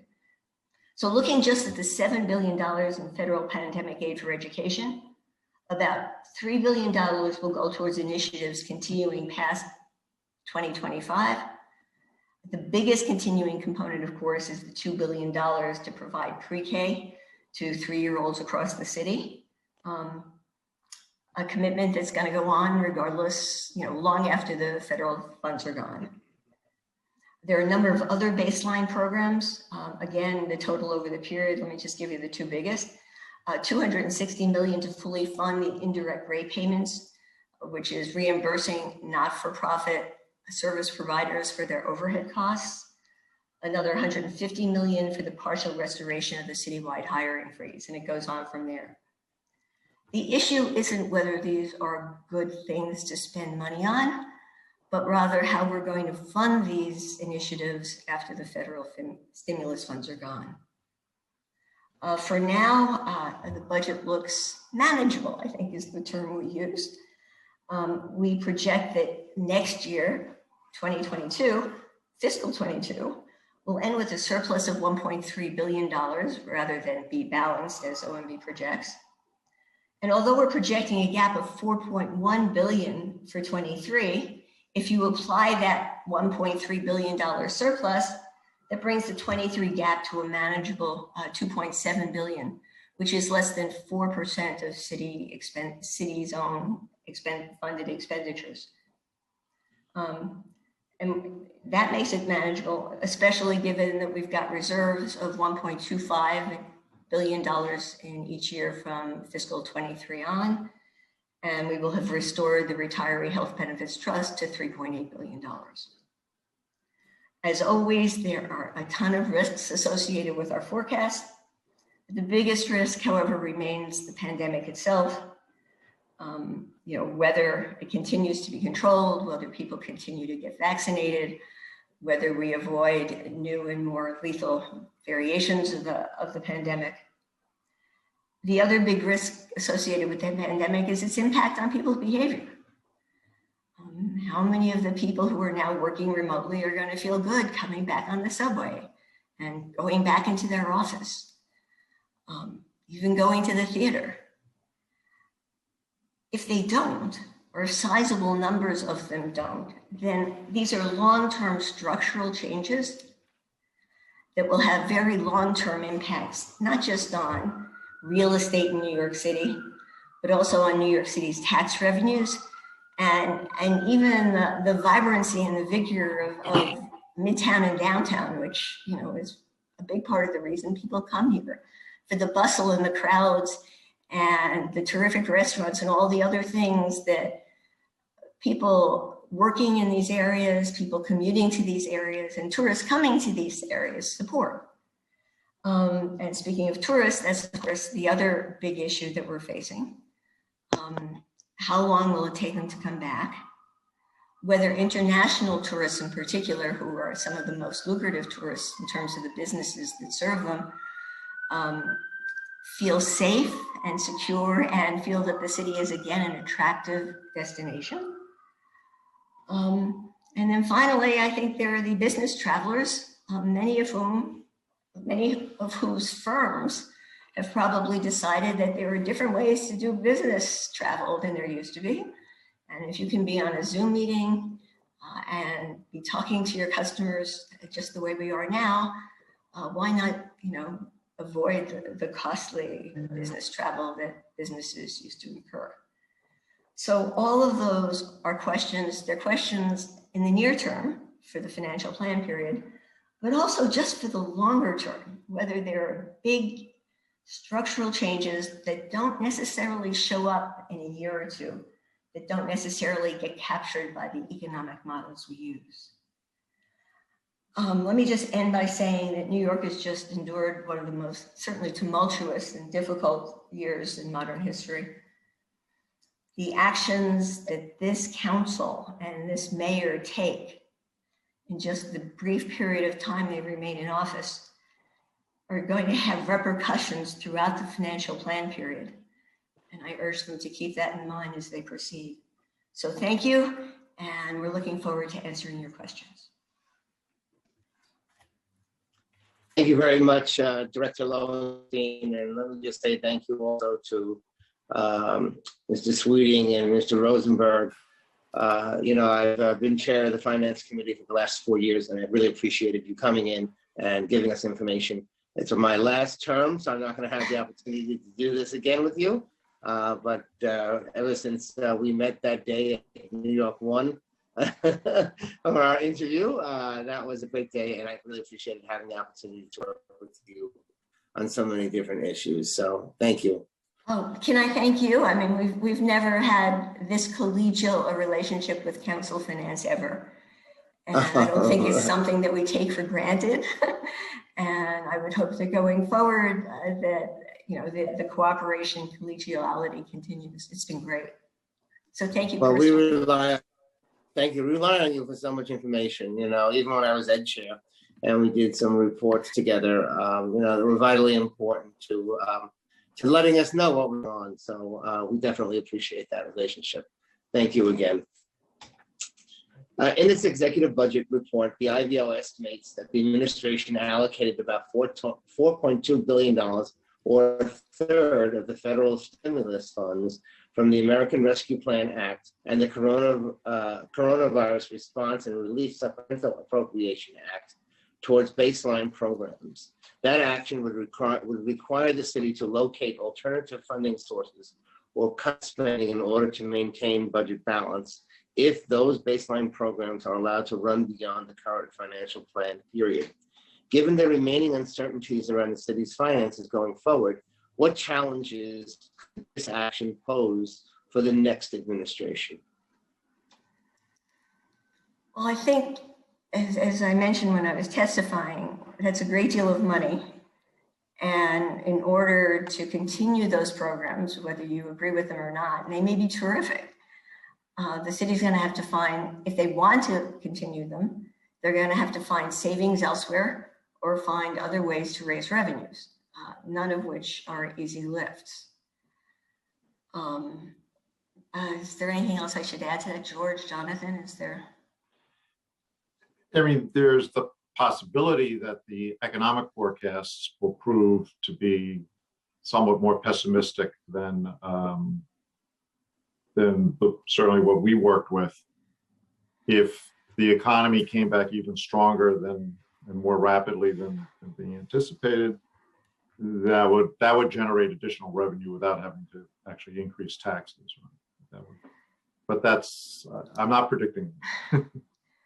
No, but the other point that we did make in our report itself was that the current mayor and the current council are making decisions on behalf of a government that's going to be largely new starting in January. And based upon new governments that we've seen come and go, they're going to have their own programs and initiatives they'll want to fund. And so there's going to have to be room in the budget for those campaign promises and other priorities to be funded as well. Which areas of the budget would you have wanted the administration to fund or to strengthen? Okay, I should say that one of the best things about being IBO director is that we don't make recommendations. So we dodge them at all costs. I think that we focus on being the source of reliable numbers and leave to the elected officials of New York City the much harder trade-offs that you have to make between them. So I don't envy you the position you're in, even remotely, but my personal opinion doesn't count here. All right, let me see if I can get you to answer this one. In one of the IVO's budget options, you consider the pros and cons of allowing the city's relocation and employment assistance program to expire. This program provides a break on the city's business taxes to help firms relocate to locations outside of the core of Manhattan.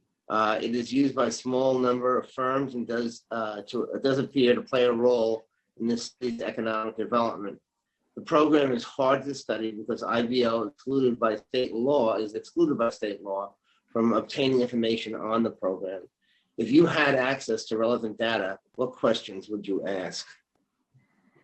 I'm going to hand that one to George. Thank you. One set of questions, and this goes back to local law that was passed several years ago, where the city council was interested in improving the evaluation, the rigor of the evaluation of tax expenditures for economic development. And there was a task force that came up with a set of proposals that recommended there be an entity in the city that would have the resources, including the data, to answer questions like this. And the final legislation named IBO as the party to do that. I think one of the questions you'd want to ask about the REAP program in particular, but about all of these, is how much difference does the benefit actually make to the the bottom line of the recipient, of the companies. And in order to do that, you really need to be able to get in and understand a little bit better. You can't just look at number of employees or just total profits. You'd want to look at you'd want to get some sense of how the investments the firm is required to make translate into higher output if they do, and therefore higher tax revenues for the city. So certainly, it would be an evaluation really of the, it would be looking beyond employment data primarily in order to understand better how the REAP program directly benefits the participants.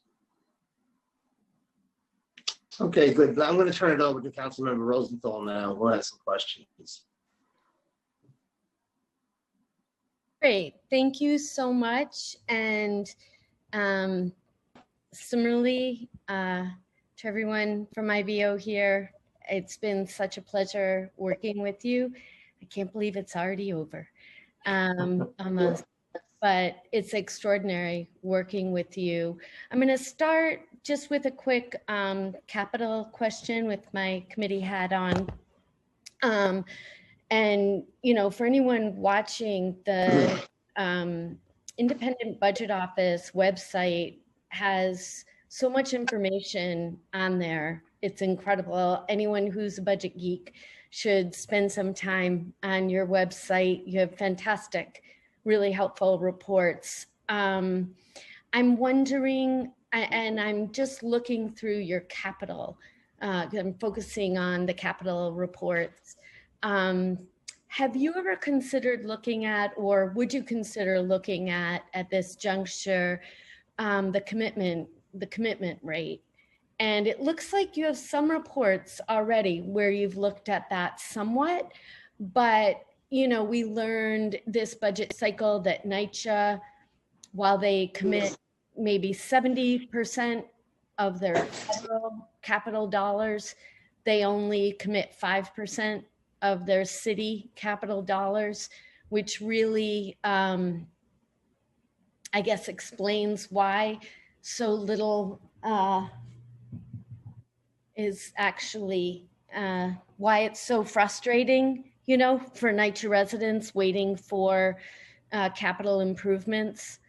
That's just one example. And of course, this year we have the hiccup of, during the pandemic, of course, the city overall was on a pause for capital projects.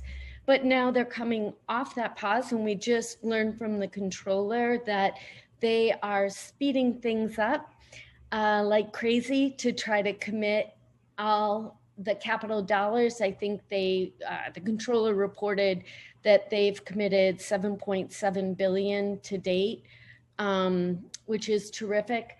And they sorry, I'm sort of wandering here, I apologize, but I'm wondering if you would consider doing a report specifically on the commitment plan. You know, in fiscal year 19, they really hit it all out of the ballpark, and then the pandemic pulled them back.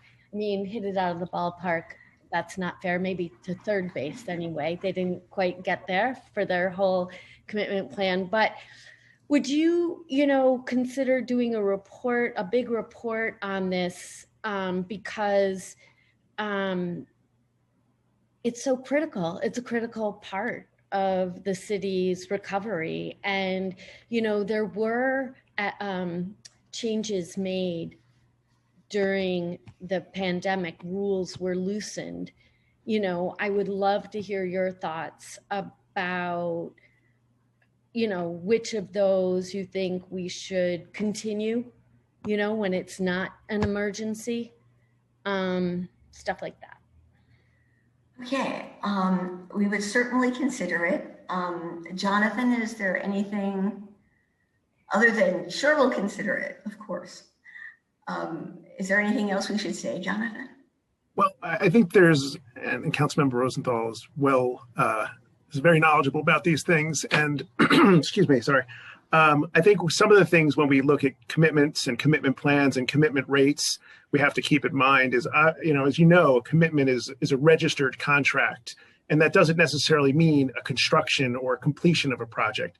So while commitments are an important indicator and OMB uses them and all the agencies use them as their own indicator, there's sometimes they don't mean a lot to the people on the ground who say, okay, the project's been committed. What does that mean in terms of when it's going to be done?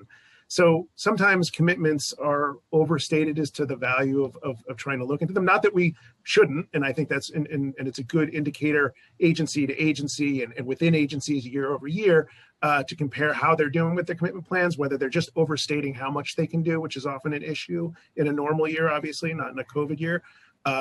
Also, you have issues with smaller agencies when they have larger projects. If it's one single large project that's committed, that can either overstate their percentage, or if that one project doesn't get committed in that specific amount of time, that can really hamper their meeting their target. OMB usually sets a target of about 60% by agency. So those are just some of the things you have to keep in mind. Not saying that it is not a worthwhile endeavor and something that I think we could look in, obviously, if Ronnie is committing us to it, we will do it. But those are some of the things you probably have to keep in mind with that.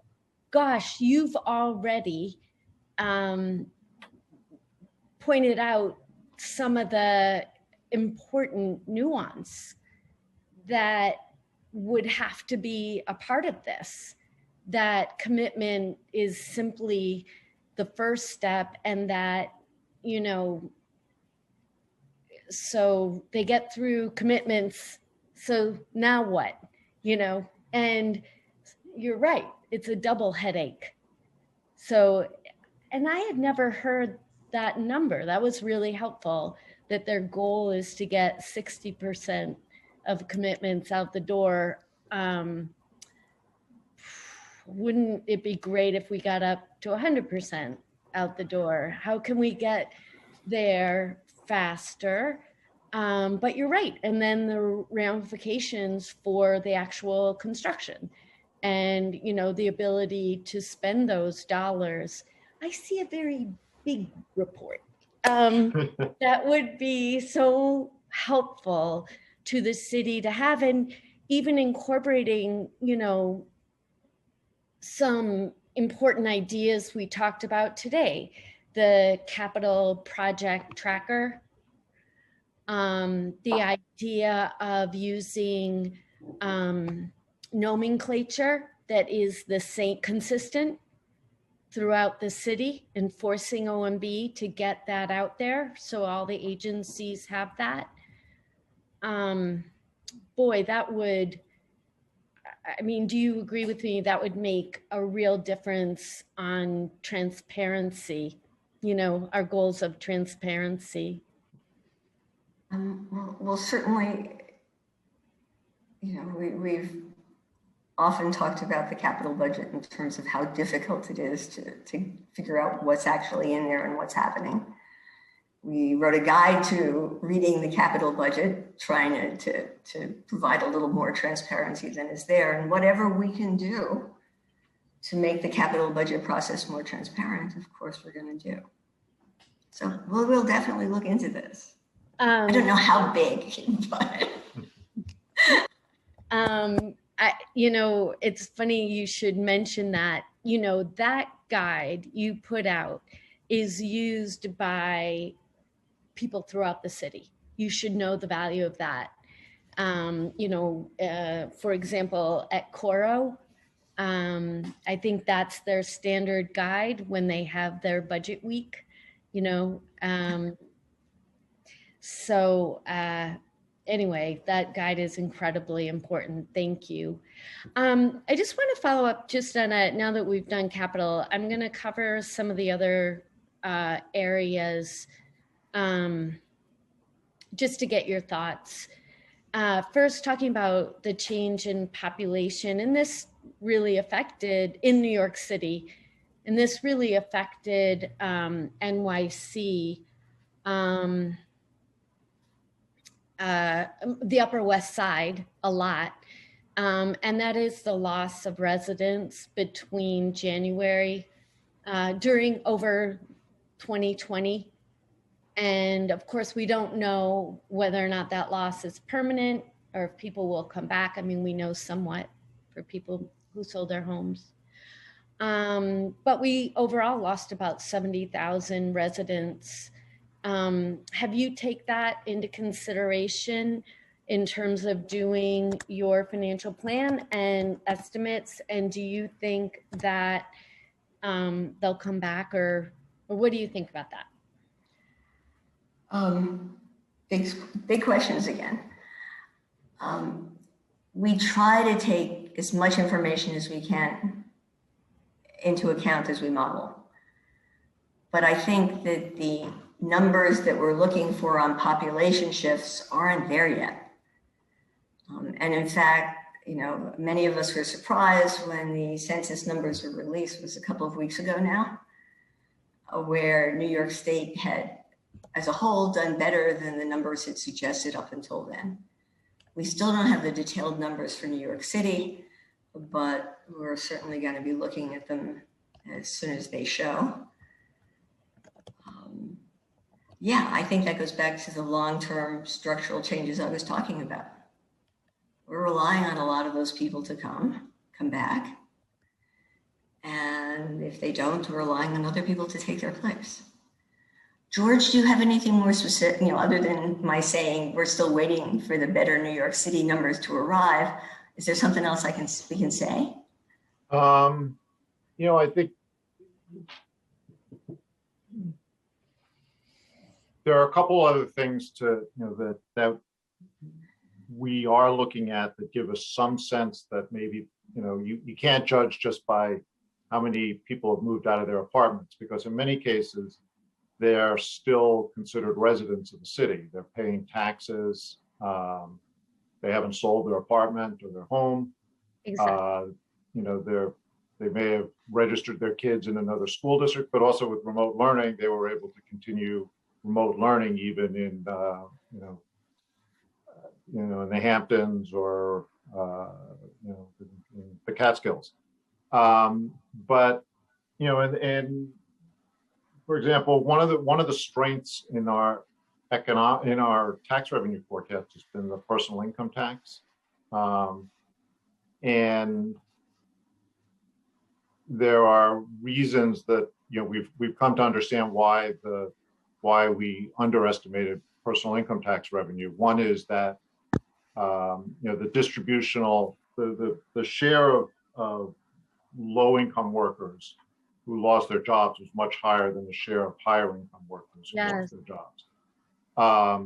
So that explains part of why the personal income tax revenues are higher. But also, if you think about it, that also means those high income, there's some evidence that those high income residents, at least for the first year, still consider themselves New York City residents because they're paying New York City residence tax. New York City does not have a non-residence tax. So there's some small evidence that, we certainly don't, we certainly wouldn't want to assume that, all of the people who left certain neighborhoods in the city are never coming back. There's reason to believe that at least some of them will. Got it. Got it. Thank you for that. Next, about the Relocation and Employment Assistance Program, REAP. In one of IBO's budget options, you consider the pros and the cons of allowing the city's REAP to expire. This program provides a break on the city's business taxes that help firms relocate to locations out of the core of Manhattan. It's used by a small number of firms and doesn't seem to play a big role in the city's economic development. As you know, the program is hard to study because IBO is excluded by state law from obtaining the information on the program. If you had access to the relevant data, what questions would you ask? One of the questions I think you'd want to, I had mentioned a couple of things with Chairman Drum earlier, but another one you might want to think about is it, is the amount of the individual benefit set too high or too low? Is there I believe it's $5,000 per employee now, and it's refundable in most areas where it applies. Maybe that's too high. Could we find a way to analyze the data that would let us say, you could get almost the same bang for the buck at $1,000 or at $10,000. I'm not saying I know exactly how I would do that, but I think those would be some of the questions you'd want to ask. Then the other thing I think you'd want to ask about REAP is the geography. What parts of the city are eligible? Are those districts, maybe they once needed the benefit, but do they still need the benefit? Are there other districts that could benefit from it that are not included in it? Those would be some other types of questions about REAP you might want to try to answer. And do you think if the state law permitted this, do you think that you could study the program but still protect the privacy of firms that are getting the tax break in the same way that the Department of Finance does? I do. We have data sharing agreements with many government agencies. We have the Department of Labor, the State Department of Labor. We have a contract with them to share employment records, which are considered, highly secret. We have data from the Department of Education, a vast amount of data at the student level, which is subject to all kinds. There's actually federal legislation that regulates much of that. And we've been able to develop protocols and standards on how we access that data. It's never caused any problem. The DOE is completely satisfied with the way we handle that data. There are other examples. We have data on the rent regulation status of every apartment in the city. Again, we've signed confidentiality agreements. We're allowed to use the data at the individual level, but we have various protocols in place to limit how much we reveal in a table, for example. We would never show there are only 3 people with $1 million of X. We suppress that when you're getting too close to identifying single individuals. So there are, we've worked this out in the past in other data areas, and I think we could do it in tax data as well. Yeah, that's such a great example that you just gave, I was about to ask you if you have DHCR data. Could you look at, so here's another report I do, but I think it's smaller. Could you look at how much 421A rent regulated apartments we've lost annually, or by borough, or by city council district?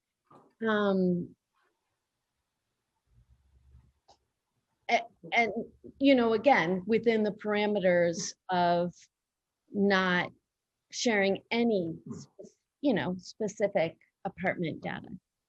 When you say we've lost, are you referring to? Year by year. So in other words, in the first year of a 421A, you know, perhaps, you know, a building owner, developer will indeed set aside whatever the number is, 15%, 30% of the units to be affordable, and the rest are market. So can you track over time, are those still being registered with DHCR over time? And this has become an issue in my district where I can't tell whether or not they are still being registered, but I do know that the building tenants, and we're investigating this with HPD, the tenants who should be able to stay now in rent regulation are getting market rate leases unintentionally, you know? And I'm wondering if there's a way for you to track that. I'd have to go back and check and see. I know, I mean, the rent regulation in new 421A development works a little differently than rent regulation in, you know, in older buildings. Because when they go on, when the building first is completed and the units are first registered, if they're registered, there are big issues about how many buildings actually comply with the registration requirement from the get-go. Yep. But when they do get registered, you know, they get registered at something something like a market price. You know, so they're not. It's not the rent is. You know, it's the regulation limits the increases after the first year. There's not necessarily a standard on what that first year rent is. Yeah. And so they may not, you know, they may not look like what you expect a rent regulated lease to look like. I think we could track it, but I'd have to check with the people who use that data. Mm-hmm. I mean, and I would love to follow up on that. And then I would, of course, obnoxiously ask you if you could do it, you know, without abrogating your agreement by council district or by building, all without abrogating your agreement. Let me look into it.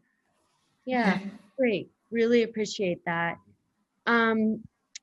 Another question, and I think some of my colleagues maybe have questions. And this is about the increased taxes on millionaires and what you think the impact will be.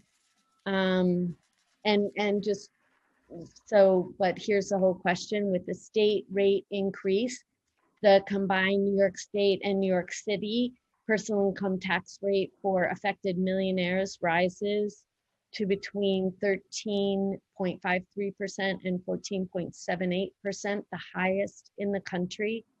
The next highest is California with a combined rate of 13.3%, so even lower than ours. The state's enacted budget increased its marginal tax rate on millionaires by adding 3 new brackets with higher tax rates beginning in 2021. That means that millionaires will now face the highest combined state and local tax rates in New York City than anywhere else in the US. Given that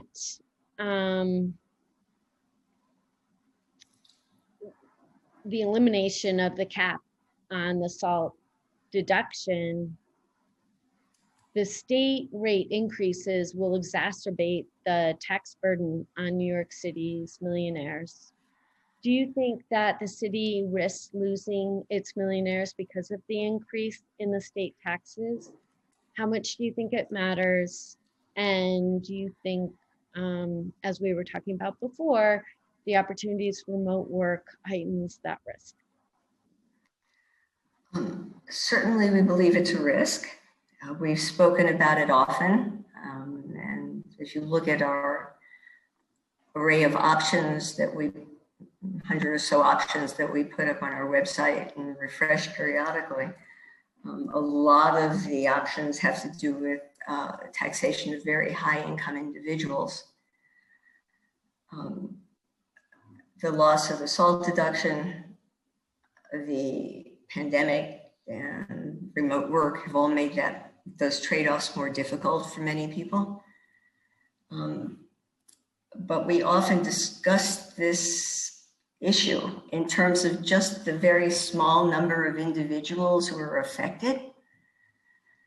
So some of the data that we get access to that we are very careful with is we have data on every New York City tax filer for each year.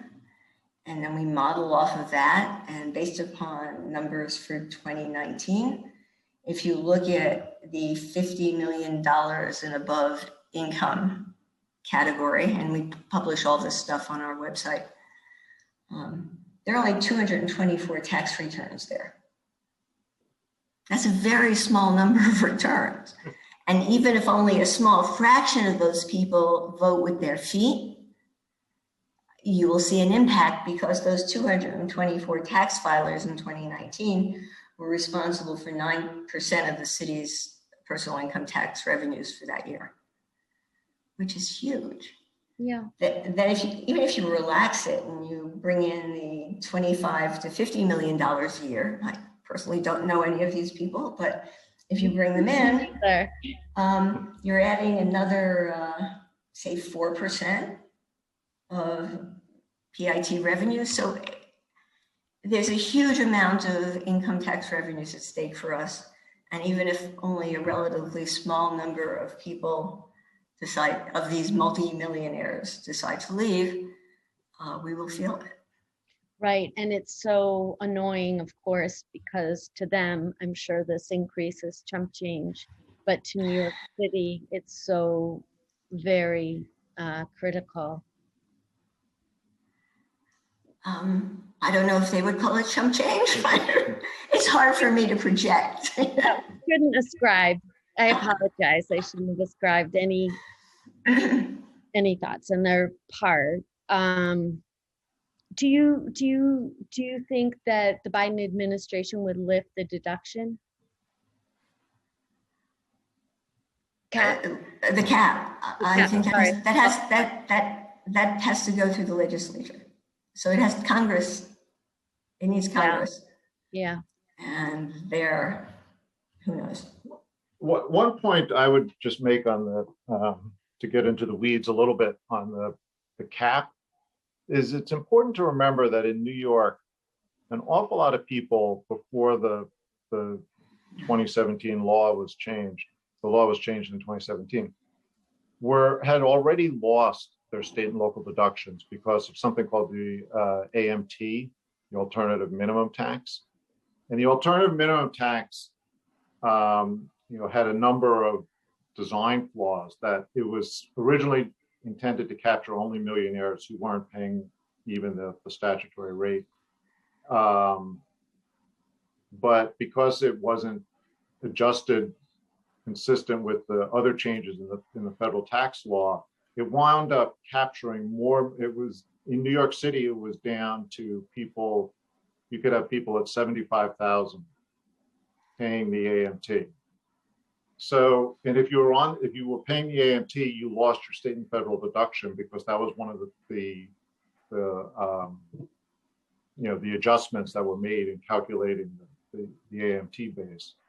So for many New Yorkers, we've actually lost the state and local deduction before already. Where it comes into play is when you actually get up into the range of these taxpayers we were talking about a few minutes ago, because the way the flaws in the design of the AMT, it actually worked in reverse at the very high end. And once you got up above a couple million, your risk of being on the AMT went down. And therefore, those people were benefiting from the state and local deduction and have lost it. But for a large chunk of the city population, if you just like reversed everything back to where it was before the 2017 law, you still wouldn't have state and local deductions. Got it. I think maybe I get except that I get the impact. So that's interesting. Thank you. I think with that and perhaps we can follow up sooner rather than later on some of those. Of course. Thank you for that. I'd like to turn it back now to committee council. Thank you. If council members have questions for IBO, please use the Zoom raise hand function and you will be added to the queue. Council members, please keep your questions to 5 minutes, including answers. Please wait for Sergeant at Arms to let you know when your time begins. The Sergeant will then let you know when your time is up.